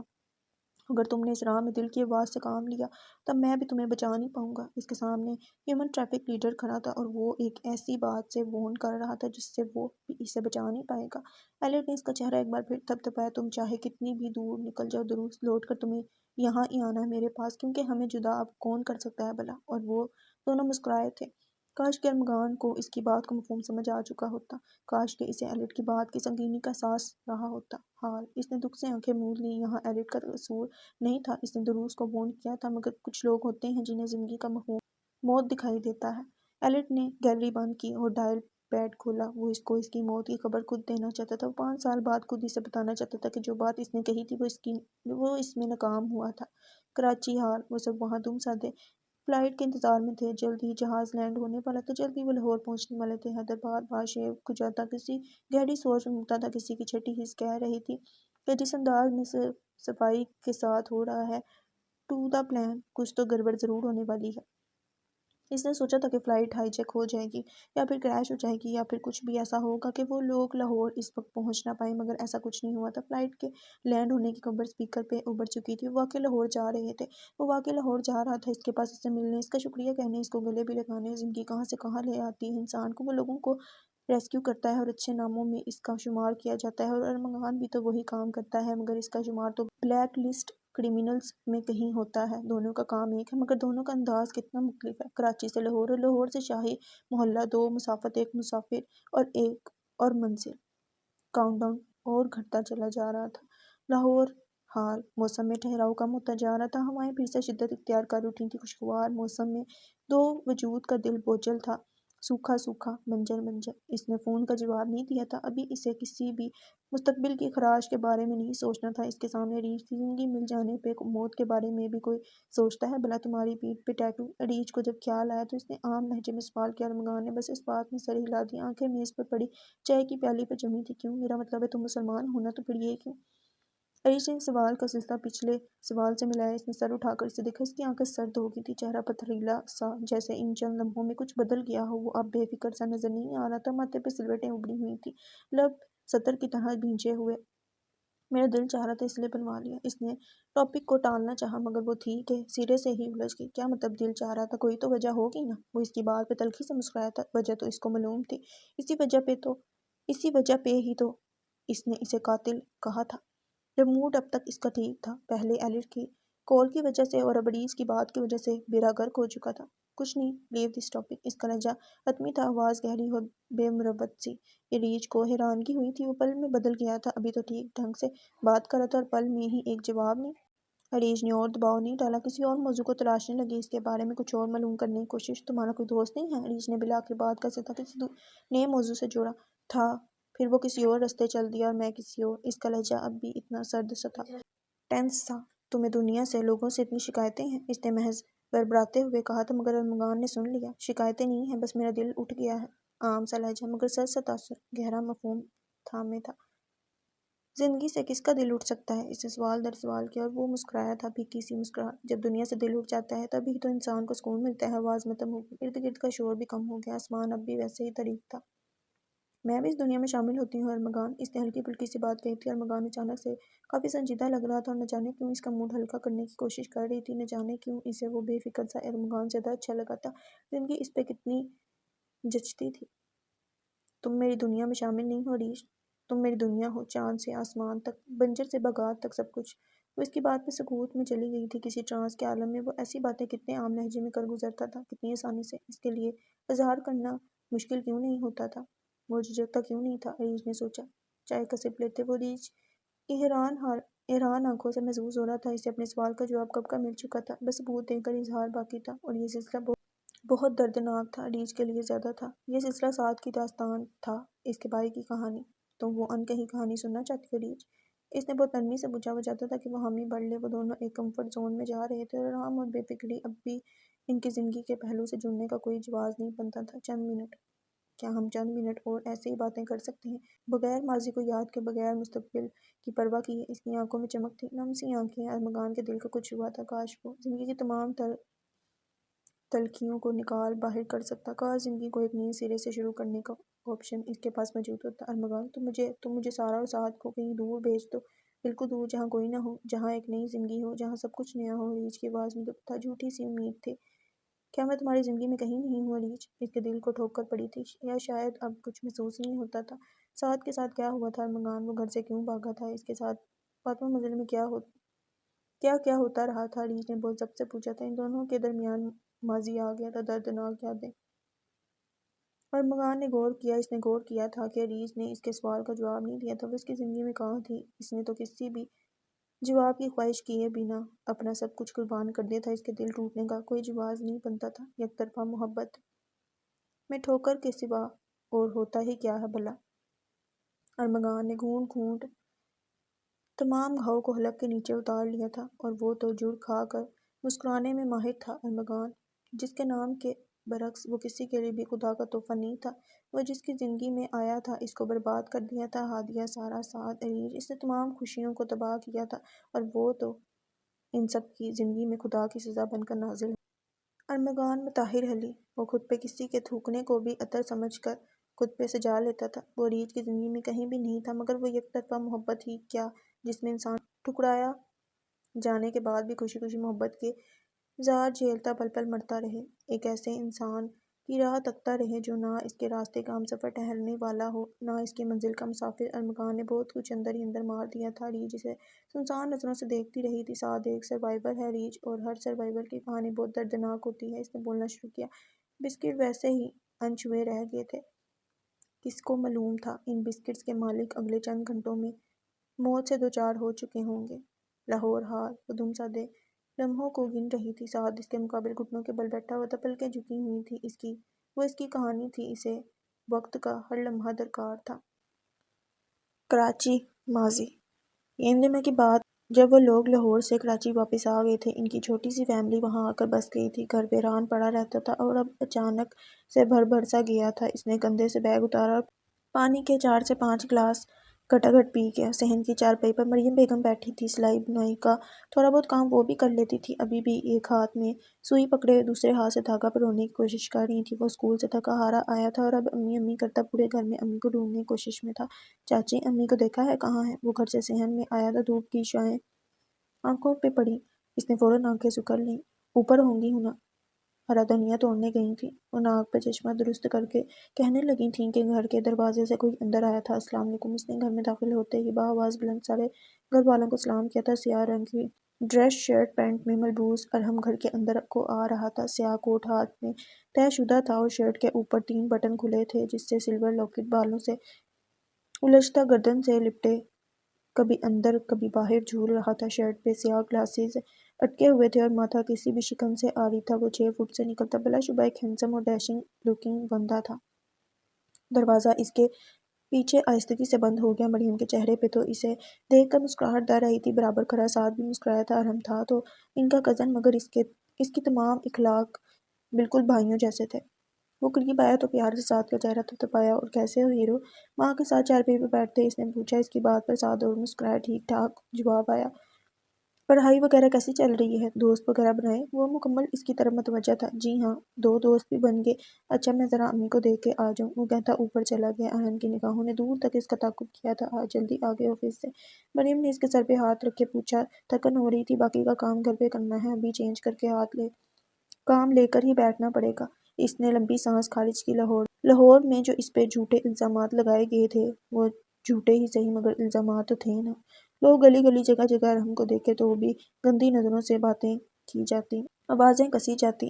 ان سب معاملات نے نہ صرف ارحم کو بلکہ پوری فیملی کو ڈسٹرب کر دیا تھا۔ خاندان سے فون آتے رہتے تھے کہ سب خیریت تو ہے، کیس کورٹ تک نہیں گیا تھا مگر لوگوں تک تو پہنچ گیا تھا۔ آخر میں طے پایا تھا کہ وہ لوگ واپس اپنے آبائی گھر آ جائیں گے، ایک نئی زندگی کو شروع کریں گے کسی بھی داغ سے پاک۔ اچھا تم فریش ہو جاؤ، میں کھانا لگاتی ہوں، مسکراتے ہوئے کہہ کر چارپائی سے اٹھنے لگی۔ ارحم بھی بیگ اٹھائے سیڑھیاں پھلانگنے لگا کہ جب اس کی نظر کھڑکی سے جھانکتی ریچھ پہ پڑی، وہیں ٹھہر گیا، اس کی طرف مسکرا کے ہاتھ ہلایا اور اوپر چڑھتا چلا گیا۔ آخری زینے پہ پہنچتے وہ ساکت سا ہو گیا، سامنے ساتھ کھڑا کسی کو تلاش کر رہا تھا۔ ارحم کی طرف اس کی پشت تھی، ارحم قدم قدم اس کے پیچھے آیا، آہستگی سے اس کے کندھے پہ ہاتھ رکھا تو وہ کسی خواب کے عالم میں پلٹا۔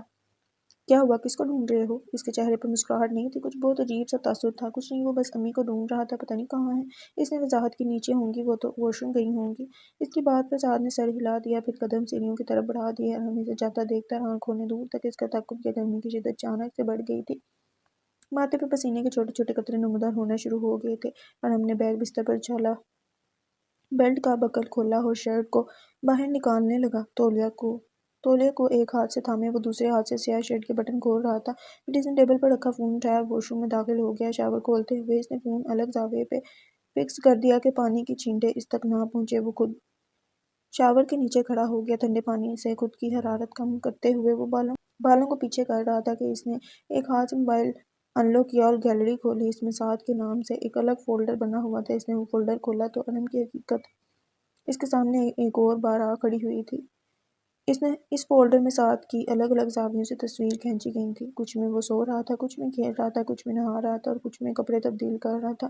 ارحم ایک ایک تصویر سے لطف اندوز ہوتے ہر پکچر کو زوم کر کر کے دیکھ رہا تھا۔ اس نے ایک ہاتھ سے شیمپو کی بوتل کھولی تھی، واش روم میں خاموشی تھی، بس شاور کی آواز اور ارحم کی لمبی لمبی گہری گہری پھولی پھولی سانسیں۔ سعد کے ان دنوں پیپر چل رہے تھے تو وہ اکثر کمرے میں ہی بند رہتا تھا۔ رات کو وہ سارا کے پاس اوپر پہنچ جاتا تاکہ جو ٹاپک اسے خود سے سمجھ نہیں آیا ہو وہ سارا سے سیکھ لے۔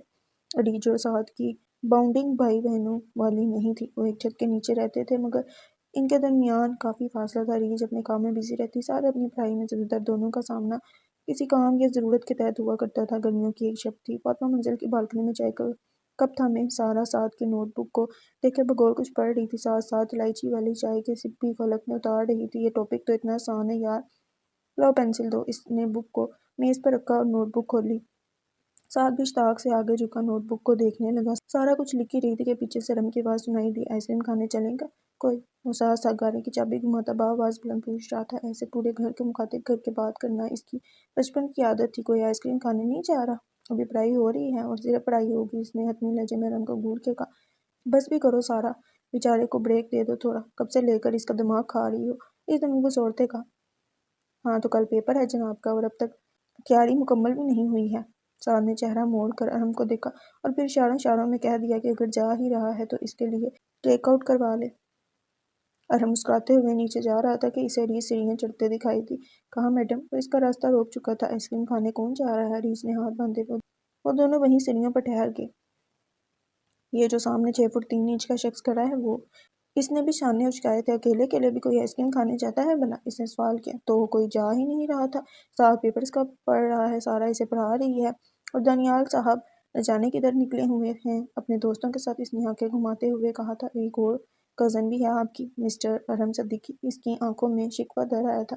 وہ کزن اپنے کھول سے باہر نکلے تبھی تو اس سے کوئی بات کی جا سکتی ہے۔ ارحم نے بھی ترکی بہ ترکی جواب دیا۔ چلو مجھے کھانی ہے آئس کریم۔ وہ سیڑھیاں اترنے لگی۔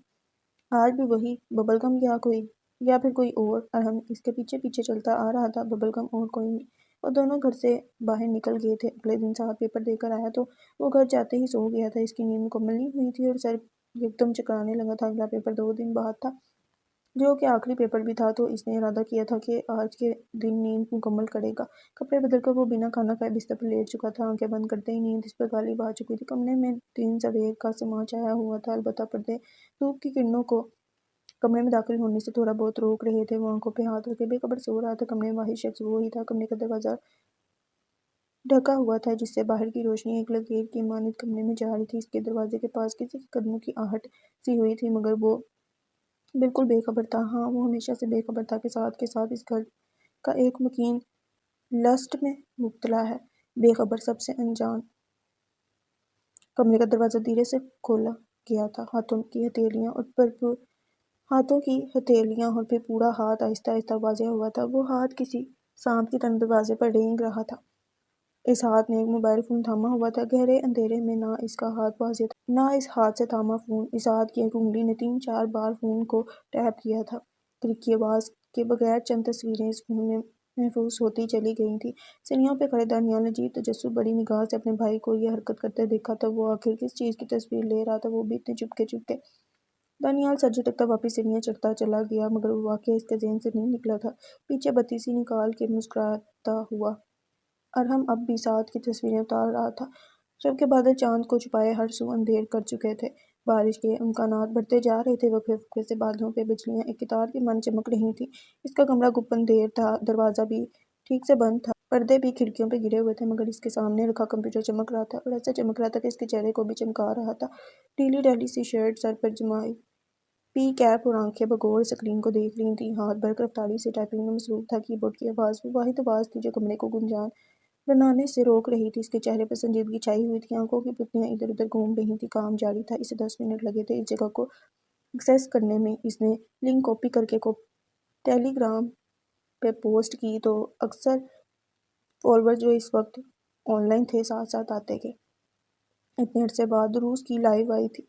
सब पुरजोश थे शो के शुरू होने का इंतजार करते हुए। मैसेज चैट पहले ही भर चुका था। कुछ लोग अपनी मोहब्बत का इजहार करते थे, कुछ अपनी हवस का। दानियाल काउंटडाउन को देख रहा था। 2 मिनट में दुरूस लाइव आने वाला था। इतने अरसे वो कहाँ घूम रहा था कोई नहीं जानता था। स्क्रीन एकदम सफ़ेद से सुर्ख होगी। शो शुरू हो चुका था, मगर हर कोई एक धज्जे के आलम में था। लाइव में बैठा शख्स वो नहीं था जो इतने अरसे से अपने इस शो में आता रहा था। वो कोई और था। ये कोई और दुरूस था।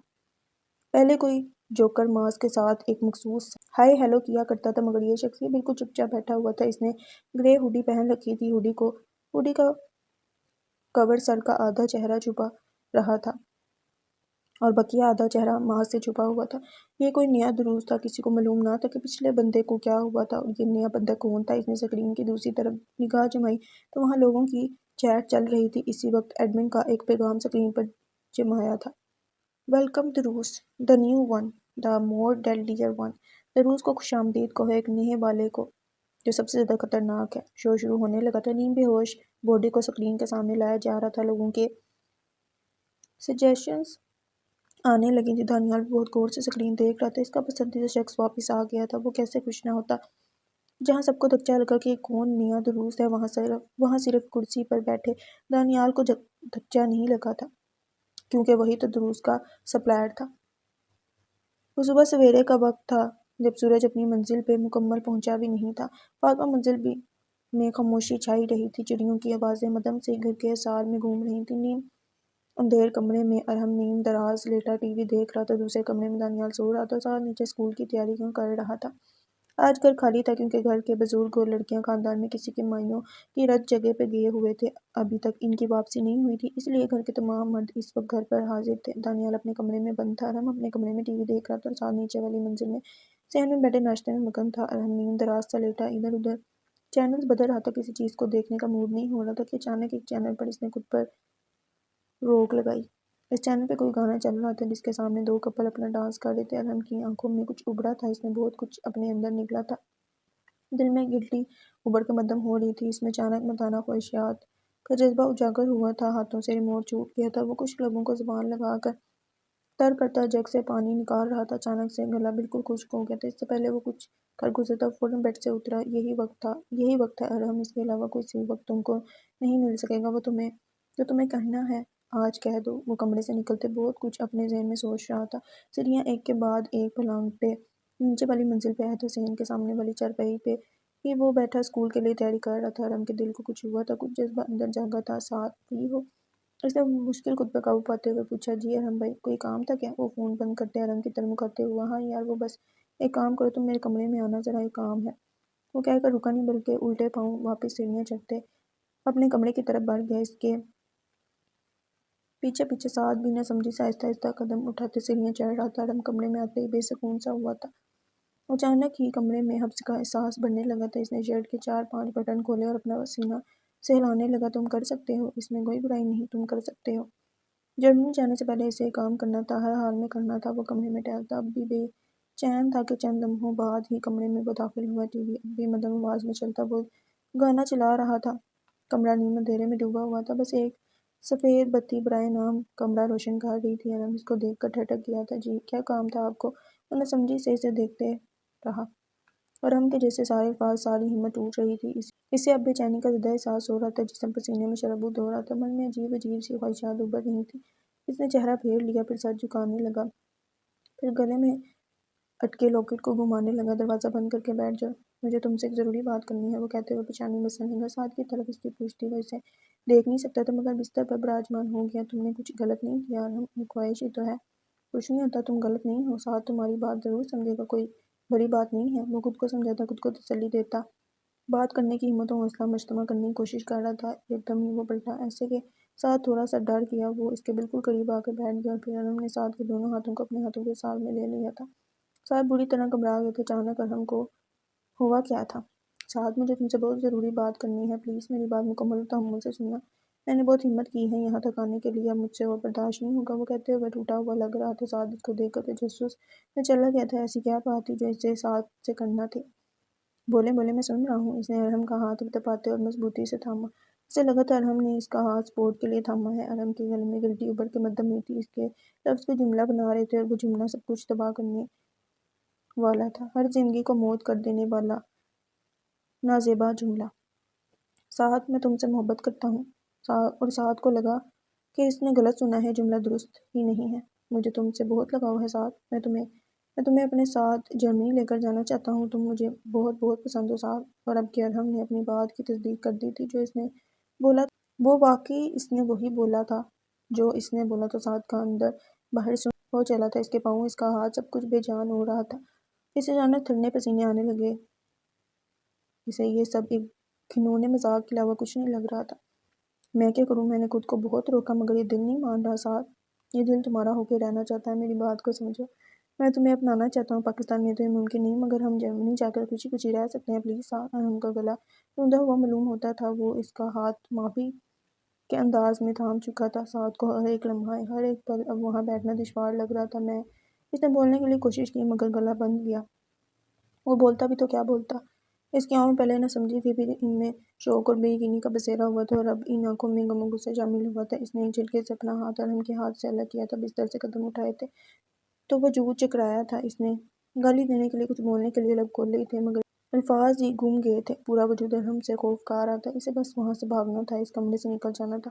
وہ فوراً ہی پلٹتے ہوئے دروازہ کھول رہا تھا کہ اسے اپنے بازو پہ کسی کی سخت سی گرفت محسوس ہوئی۔ میری بات تو سنو۔ اس سے پہلے ارم کچھ اور کہتا، سعد کا ہاتھ گھومتے ہوئے اسے گال پہ آ کے جڑ گیا تھا۔ ایک تھپڑ کی آواز نے کمرے میں ہر ایک چیز کی آواز کو ساکن کر دیا تھا۔ ارم نے سعد کا بازو چھوڑا تھا، بے یقینی سے وہ گال پہ ہاتھ رکھے سعد کو دیکھ رہا تھا۔ سعد کی آنکھیں سرخ ہو رہی تھیں، ان میں نمی بھی تیر رہی تھی۔ آپ میرے سب سے فیورٹ کزن تھے۔ اس کا گلا رون کیا تھا، لک میں کانٹے پڑ رہے تھے۔ وہ کچھ اور کہے بنا کمرے سے باہر نکل رہا تھا کہ کسی نے اسے بہت زور سے کمرے کے اندر جھٹکا تھا۔ وہ دور بستر پہ پھینکا گیا تھا، توازن کھوتے ہوئے وہ زمین پہ گر گیا تھا۔ ارم نے دروازے ایک لمحے میں لوک کیا تھا، اور دوسرے لمحے میں وہ زمین پہ پڑے سعد کے وجود کے اوپر جھکا ہوا تھا۔ اس کی آنکھوں میں غضبناک غصہ تھا، سعد کا وجود بالکل پیرالائز ہوتا جا رہا تھا۔ ارم نے دونوں ہاتھوں سے شرٹ کے تمام بٹن کھولتے شرٹ کو خود سے جدا کیا تھا کہ یہ حرکت دیکھ کے سعد نے چلانے کی آواز نکالنے کی کوشش کی تو ارم نے اس کے منہ پہ اپنی شرٹ ٹھونس دی۔ وہ اس کے دونوں ہاتھوں کو مضبوطی سے کفس بند کر چکا تھا۔ جو مجھے چاہیے وہ میں لے کر رہوں گا، ایسا ہے تو پھر ایسے ہی سے، وہ گمبھیر آواز میں کہتا۔ پینٹ کا بکل کھول رہا تھا کہ سعد نے اس کے ہاتھ کو دانتوں تلے دبایا۔ اس نے اتنی بے دردی سے کاٹا تھا کہ ارم کا ہاتھ خون خون ہو تھا۔ اس نے ایک جھٹکے سے ہی ہاتھ ہٹایا تھا کہ سعد نے پل میں اس کی ٹانگوں کے بیچ لات ماری تھی۔ وہ کراہتے ہوئے اس کے اوپر سے ہٹا تھا۔ سعد کو خود نہیں پتا تھا کہ اس میں یہ ہمت کہاں سے آ گئی تھی، مگر شاید یہ خوف تھا، شاید ڈر تھا۔ وہ کانپتے وجود کے ساتھ منہ سے اس کی شرٹ نکالتے اٹھ کے دروازے کی طرف بھاگا تھا۔ سعد منہ کھول کر وہ جتنا زور سے چلا سکتا تھا وہ چلایا تھا، دروازے کا نوب کھولتے ہی ارم نے ایک بار پھر پکڑا تھا۔ اس کی گرفت سے سعد کے یونیفارم کا مونوگرام ایک جگہ سے پھٹ گیا تھا، مگر اب کی بار سعد کے ہاتھ ایک پھول کا گلدان لگا تھا جس نے بڑی شدت کے ساتھ ارم کے سر پر پھوڑ دیا تھا۔ وہ توازن کھوتے ہوئے گرا تھا۔ ساتھ ہی سعد اس کی گرفت سے آزاد ہوا تھا، اس کی آنکھوں میں آنسو بہہ رہے تھے، منظر دھندلا ہو گیا تھا، مگر اس کے ہاتھوں نے گرتے پڑتے دروازہ کھولا تو وہ لڑکھڑاتے ہوئے راہداری کی طرف بھاگا تھا کہ اسے وہ دھنیال دکھا۔ کیا ہوا سعد؟ مجھے تمہارے چیخنے کی آواز آئی ہے، سب خیریت تو ہے نا؟ وہ گھبراتے ہوئے سے پوچھ رہا تھا، اور سعد اس کے ہاتھوں سے زمین پہ گرتا جا رہا تھا۔ تمہارے بھائی نے، اس کے الفاظ آنسوؤں کی زنجیر کی وجہ سے ٹوٹ گئے تھے، فوراً ہی نیچے کی طرف بھاگا تھا۔ دھنیال ناسمجھی کے عالم میں ارم کے کمرے کی طرف بڑھا تھا۔ اس نے بر دروازے کا ہینڈل گھمایا مگر دروازہ بالکل لوک تھا۔ اس نے دروازے پر دستک دی۔ بھائی بھائی کیا آپ اندر ہیں؟ اس کے لہجے میں پریشانی کا عنصر شامل تھا۔ دروازہ ندارت تھا۔ اس نے ایک اور بار دستک دی۔ دانیال کا دل ڈوب رہا تھا۔ ایسا کیا ہوا تھا جو سعد ایسے روتے ہوئے اس کے کمرے سے نکلا تھا؟ وہ سوچ رہا تھا کہ اسی وقت دروازہ کھلا تھا اور کسی نے اس کے وجود کو ایک دم اندر کی جانب کھینچا تھا۔ وہ بھاگتے بھاگتے اپنے کمرے میں آیا تھا۔ اس نے بیگ اٹھایا، اپنے بیگ میں فون کو تقریباً پھینکا اور کمرے سے باہر نکلا۔ وہ اپنے ماں باپ کے کمرے میں داخل ہوتے ہی الماری کی طرف بڑھا تھا۔ اس کا دماغ برق رفتاری سے کام کر رہا تھا مگر اسے کچھ سمجھ نہیں آ رہا تھا کہ وہ کیا کرنے جا رہا ہے۔ اس نے الماری کے دونوں پٹ کھولے تھے، گلدان سے سیف کی چابی نکالی اور سیف کھولتے ہی اسے 2-3 شاپر نظر آئے۔ اس کی آنکھیں آنسو سے بھیگ رہی تھیں مگر خود پر قابو پاتے اس نے 2 تھیلیوں کو اٹھا کر سیف کو صحیح سے بند کیا تھا۔ پھر اسے کمزور نہیں پڑنا تھا۔ ابھی اسے اس بارے میں نہیں سوچنا تھا جو چند منٹ پہلے ہوا تھا۔ ابھی اسے فرار کا راستہ ڈھونڈنا تھا۔ وہ جلدی جلدی بغیر جرابوں کے جوتے پہنے فریج کی طرف بڑھا تھا۔ فریج کے دروازے پر ایک نوٹ چسپا تھا۔ لنچ بالکل نہیں بھولنا، میں نے بہت محنت سے ڈونٹس بنائے ہیں۔ اور وہ نوٹ پڑھتے سعد کی آنکھوں سے ایک آنسو ٹوٹ کر گرا تھا۔ یہ وہ آخری لنچ تھا جو وہ سارا کے ہاتھوں سے کھانے والا تھا۔ اس نے فریج کھولا اور ڈبہ بیگ میں رکھتے وہ فاطمہ منزل سے باہر نکلا تھا اور اس نے مڑ کر ایک نظر بھی اس گھر کو نہیں دیکھا تھا۔ دانیال کا چہرہ زرد پڑتا جا رہا تھا۔ جیسے جیسے ارحم کے منہ سے الفاظ ادا ہو رہے تھے ویسے ویسے اس کا پورا جسم ساکن ہوتا محسوس ہو رہا تھا۔ اسے ابھی اپنا بھائی بھائی نہیں بالکل کوئی حیوان لگ رہا تھا۔ ارحم کے لب تھک گئے، زبان کا سلسلہ ٹوٹ گیا اور رہا ہی کیا تھا بولنے کے لیے۔ تم میری مدد کرو گے نا دانیال، اس سب کو چھپانے میں؟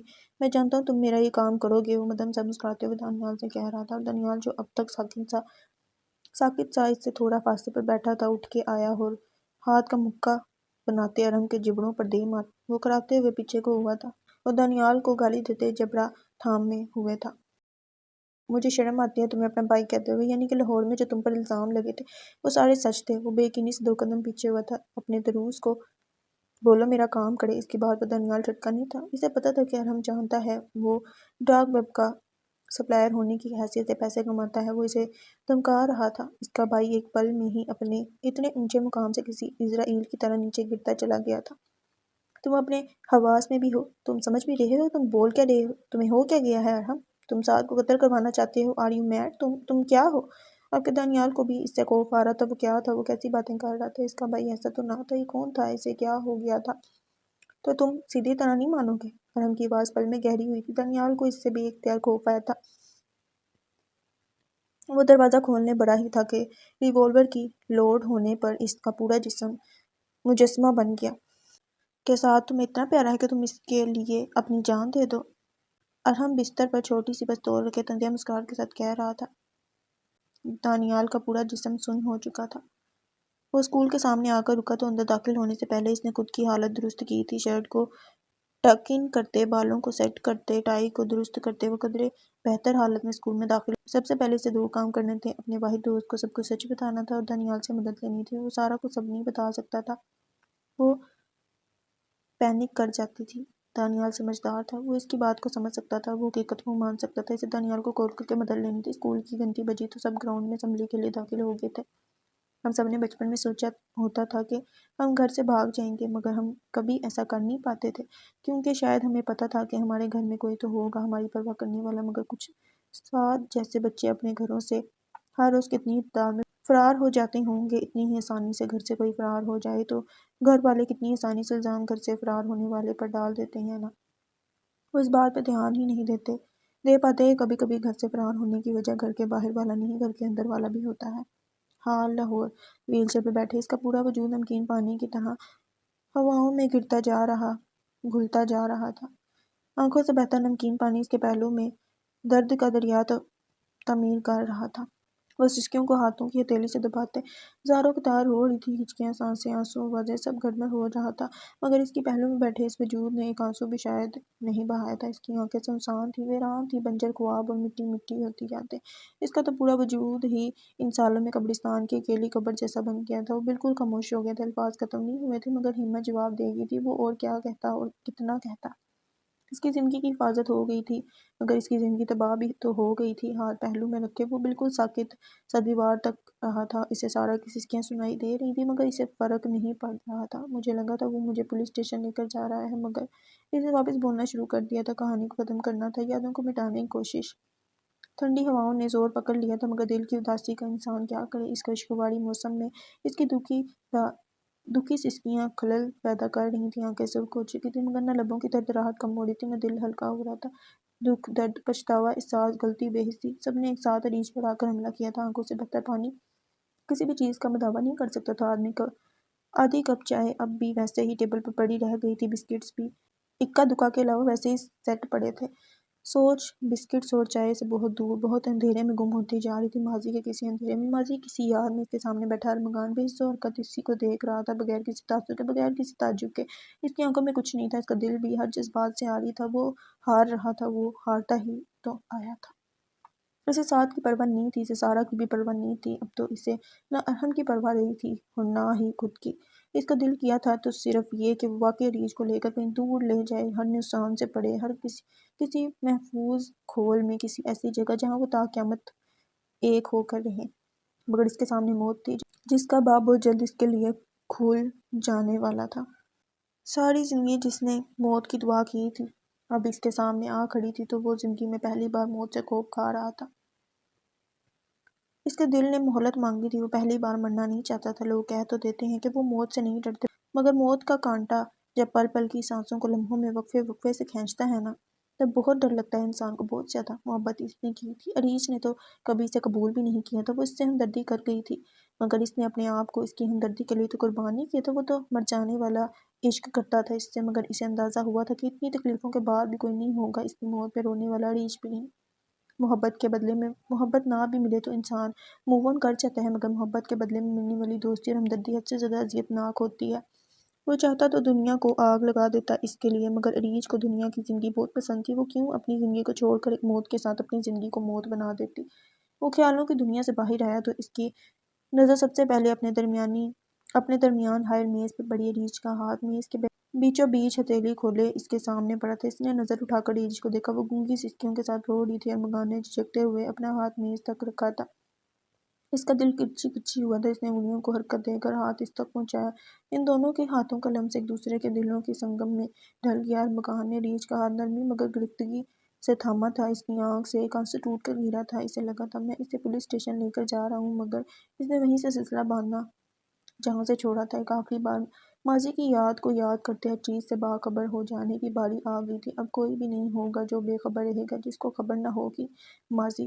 وہ دونوں گاڑی میں خاموش بیٹھے تھے، گاڑی منزل کی طرف گامزن تھی اور منزل لاپتہ۔ زندگی میں اس نے کبھی بھی نہیں سوچا تھا کہ وہ ایسا انتہائی قدم اٹھائے گا، زندگی پل میں کہاں سے کہاں لے آئی تھی۔ اسے لگا تھا ارمغان اسے پولیس اسٹیشن لے کر جا رہا ہے، مگر وہ اسے بے ہوشی کی دوائی دے کر سلا چکا تھا۔ البتہ وہ نیم نشے میں اب بھی جاگا ہوا تھا، بس کسی کام کو کرنے کی یا مدد کی پکار کے لیے کوشش کرنے کی سکت نہیں رہی تھی۔ اسے نہیں پتا تھا کہ وہ اب کہاں جا رہا ہے، کیا وہ اغوا ہو گیا تھا؟ وہ نہیں جانتا تھا، اس کے اندر ڈرنے اور خوف کھانے کی بھی طاقت نہیں تھی۔ سب اللہ کے حوالے کر کے وہ شکستہ حالت میں گاڑی کی بیک سیٹ پر بیٹھا ہوا تھا۔ اس نے ارمغان کو اپنی تمام کہانی سنا دی تھی اور اس کے بعد ارمغان نے اسے نیند کی دوا والا پانی پلا دیا تھا اور اس کے ساتھ کیا کرنے جا رہا تھا وہ اس بات سے بالکل بے خبر تھا۔ تم بہت بڑا رسک میرے سر پر اپنے سر ڈال رہے ہو دروس، میں نے اس کام کی اجازت بالکل نہیں دی تھی تمہیں۔ ایلٹ کے چہرے پر پریشانی کے آثار نمایاں ہو گئے تھے۔ آپ کیا چاہتے ہیں بوس، میں ایک اپنی ہی عمر کے بچے کو وہ سب جھیلنے کے لیے اکیلا چھوڑ دوں جو میں نے جھیلا تھا؟ ارمغان بھی اپنی بات پر ڈٹا رہا۔ میں نے کہا تھا دل سے کام مت لینا، میں نے تمہیں اجازت صرف اس حد تک دی تھی کہ تم اپنے ظالموں سے بدلہ اپنے آپ لے سکو۔ تمہاری یہ ٹریننگ ہے اور تم الٹا لوگوں کو ریسکیو کر رہے ہو۔ ایلٹ کے لہجے میں غصہ دھرا ہے۔ آپ نے بھی تو مجھے بچایا تھا نا؟ کیوں بچایا تھا؟ رہنے دیتے بھائی، وہ کہہ کر خاموش ہو گیا۔ وہ معاملہ الگ تھا، یہ معاملہ الگ ہے۔ یہ معاملہ بھی وہی ہے، پہلے میں، پھر یہ چھوٹا سعد، اس کے بعد نہ جانے کتنے اور لوگ۔ مجھے ارحم کو مارنے میں وقت لگے گا بوس، تب تک کے لیے بس تھوڑے عرصے کے لیے سعد کو اپنے پاس محفوظ رکھ لیں پلیز۔ اس کا لہجہ ٹوٹا تھا۔ ایلٹ الگ کشمکش میں الجھا ہوا تھا۔ یہ کس مشکل میں ڈال رہے ہو ہم سب کو تم دروس؟ اس نے کچھ سوچتے ہوئے سنہری بالوں میں ہاتھ پھیرا۔ آپ تو سب کر سکتے ہیں، بس یہ آخری بات مان لیں پلیز۔ وہ اس سے ایسے بات کر رہا تھا جیسے 2 سال کا بچہ اپنے باپ سے۔ ہاں وہ اس کا باپ ہی تو تھا، وہ اس کا سگا باپ نہ سی، مگر اس نے ارمغان کو سگے باپ سے بڑھ کر پالا تھا۔ ایک جرائم کی دنیا میں ایلٹ ارمغان کے لیے روشنی کے ننھے پھول جیسا تھا۔ ایلٹ ارمغان کے ساتھ ہمیشہ الگ برتاؤ کرتا تھا۔ اسے ارمغان میں اپنے بیٹے کی جھلک نظر آتی تھی، جس کا بیٹا جو بے دردی سے قتل کر دیا گیا تھا۔ ارمغان بالکل اس جیسا تھا، عکس بعکس۔ ایلٹ کے لیے وہ ایک انمول سا تحفہ تھا۔ ایلٹ اور ارمغان کا رشتہ اس بات کی گواہی تھا کہ کبھی کبھار غلط کاموں میں ملوث شخص غلط نہیں ہوتا۔ ٹھیک ہے، جب فلائٹ کروا دو تو ٹیکسٹ کر دینا۔ انہوں نے کافی منٹ تک سوچ کر اس کی بات بالآخر مان لی تھی۔ I love you, thank you so much, Armaghan کے لہجے میں سکون دہرایا تھا۔ اس نے ایک لمبی سانس خارج کی۔ مگر یاد رکھو، یہ آخری بات ہے جو میں تمہاری مان رہا ہوں۔ واپس گھر آ جاؤ دروس، مجھے تمہارا بہت انتظار ہے چیمپئن۔ وہ مدھم سا مسکرائے۔ ارمغان بھی دوسری طرف مسکرایا تھا، زخمی سا۔ کبھی کبھی انسان کو وہاں سے امید کی کرن مل جاتی ہے جہاں سب کا اندھیرا چھایا ہوتا ہے۔ کبھی کبھی انجان اتنے اپنے ہو جاتے ہیں کہ خون کا رشتہ معنی نہیں رکھتا۔ جب خیر کا کوئی راستہ نہ بچے تو خطرہ مول لینا چاہیے، کیونکہ کبھی کبھی ہر خطرہ زخم نہیں دیتا۔ وہ سب کچھ ایک فلم کی طرح سر انجام دیا گیا تھا۔ پل میں سعد کا جعلی پاسپورٹ بنا تھا۔ پل میں وہ لاہور کے ایئرپورٹ پہ کھڑے جہاز میں سوار ہو کر بینکاک کے لیے روانہ ہو چکا تھا۔ ارمغان ایئرپورٹ پہ بیٹھا آگے کا حل سوچ رہا تھا، کیسے کس چیز کو بڑھانا ہے، کیسے کیا چیز کرنی ہے۔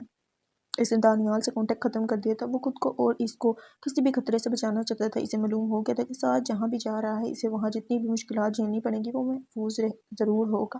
اسے واپس کراچی جانا تھا، ابھی بہت کچھ تھا جو اسے سر انجام دینا تھا۔ ایگل فٹ بال کلب میں داخلہ لیتے ہوئے اس کے چہرے پر ایک اداس سی مسکراہٹ تھی۔ اس کے خواب تو بہت دور کہیں کھو گئے تھے۔ اس نے ساتھ ساتھ ایک ڈرگ مارٹ میں جاب بھی تلاش کر لی تھی۔ اسے کراچی میں رینٹ پہ ایک اپارٹمنٹ مل چکا تھا جہاں وہ اور ایک اس کا پالتو جانور رہتا تھا۔ اسے اس اسٹور میں کام کرتے ایک ورکر پہ نظر رکھنی تھی۔ اسے اپنا ایک اور ریپسٹ مل چکا تھا۔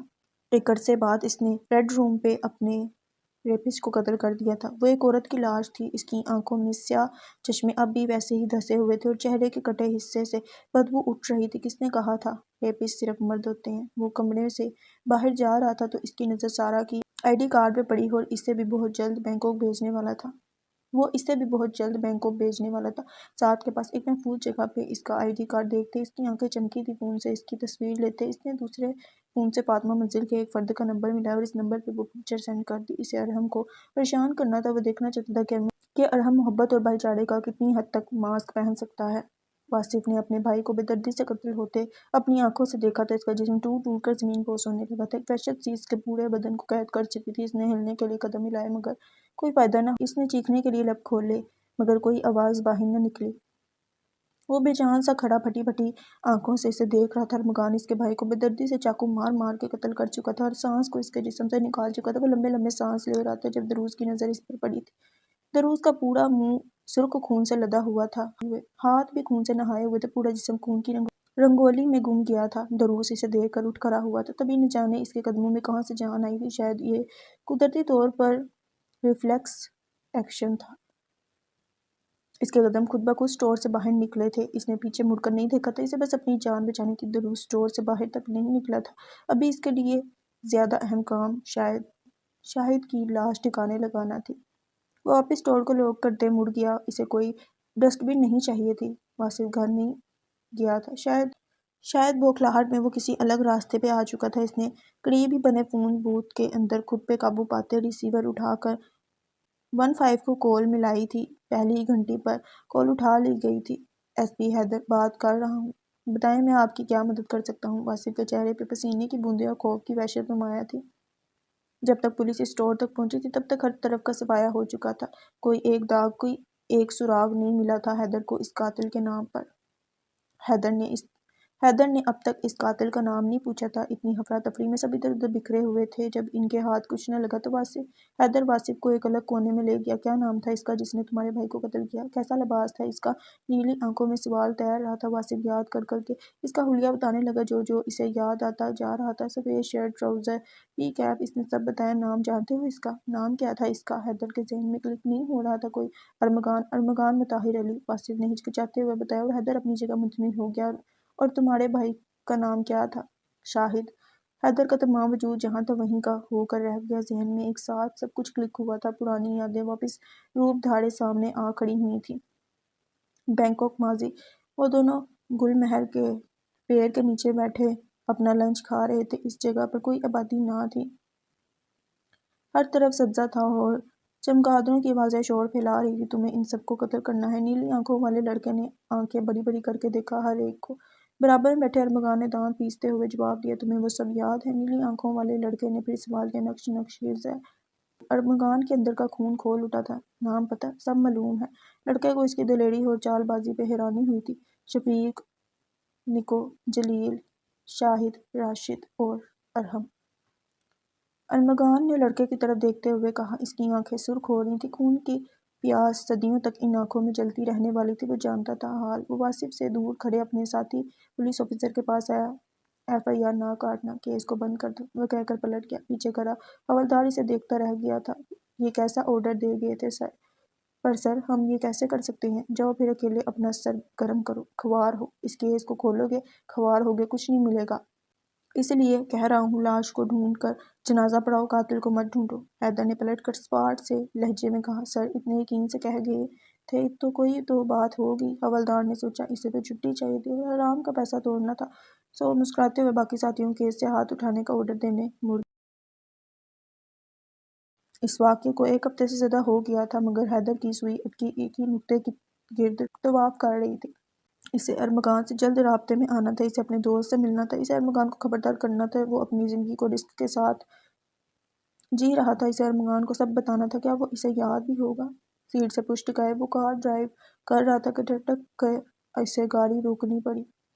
سنسان سڑک کے کنارے ایک لڑکی بے ہوش پڑی تھی۔ وہ گاڑی کا دروازہ کھولتے تقریباً بھاگا تھا۔ اس لڑکی تک پہنچتے اس نے اس کا منہ اپنی طرف کیا، پھر چہرہ تھپتھپایا، پھر سانسوں کو چیک کیا۔ وہ زندہ تھی، چہرے پہ کوئی گہرا گھاؤ نہیں تھا، البتہ چھوٹی سی خراش سے خون رس رہا تھا۔ حیدر پاکٹ سے فون نکالنے والا تھا کہ ارادہ ترک کر دیا، اسے خود کچھ کرنا تھا جلدی۔ جھجکتے ہوئے اس نے اس بے ہوش لڑکی کو گود میں اٹھایا اور گاڑی میں بٹھاتے ہسپتال کی طرف روانہ ہو گیا۔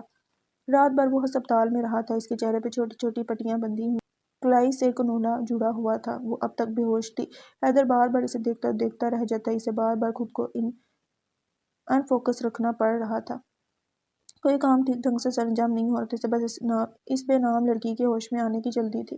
اسے سوالات کرنے تھے۔ آدھے پہر کے بعد اس لڑکی کو ہوش آیا تو حیدر نے دیکھا تھا اس کی آنکھیں سرمئی تھیں۔ وہ مبہوت سا اپنی جگہ کھڑا رہ گیا۔ اسے ڈاکٹر نے آواز دی تو خود کو جھنجھوڑتا وہ اس لڑکی تک آیا تھا۔ السلام علیکم، میں ایس پی حیدر ذوالفقار، آپ کی طبیعت کیسی ہے؟ اس سے مظاہر مسکراتے ہوئے سوال کے لڑکی کی طرف سے کوئی جواب نہیں آیا تھا، وہ بس انجان سی ادھر ادھر نظریں گھما رہی تھی۔ آپ گھبرائیں نہیں، آپ ہسپتال میں ہیں، کل رات غالباً آپ کے ساتھ کوئی حادثہ پیش آیا تھا۔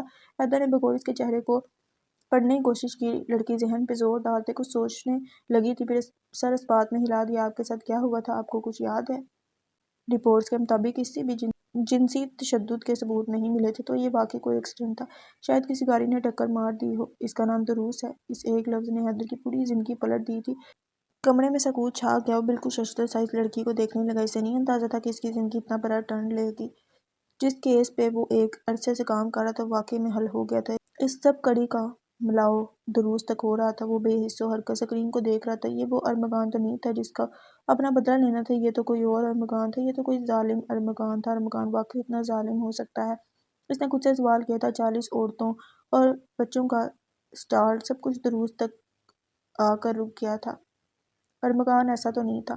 اس کی آواز گونج کے ٹوٹی تھی۔ سب کچھ بکھرا بکھرا محسوس ہو رہا تھا۔ اسے اب تمام ایف آئی آر پہ نظر ثانی کرنی تھی، ان تمام لوگوں سے رابطہ کرنے کی کوشش کرنی تھی جنہوں نے ان 40 لوگوں کے لیے رپورٹ درج کروائی تھی۔ وہ آنکھیں مسلطر کرسی سے اٹھ کھڑا ہوا تھا۔ ایک ملاقات اس کے انتظار میں، چند سوالات اس کے دماغ میں تھے۔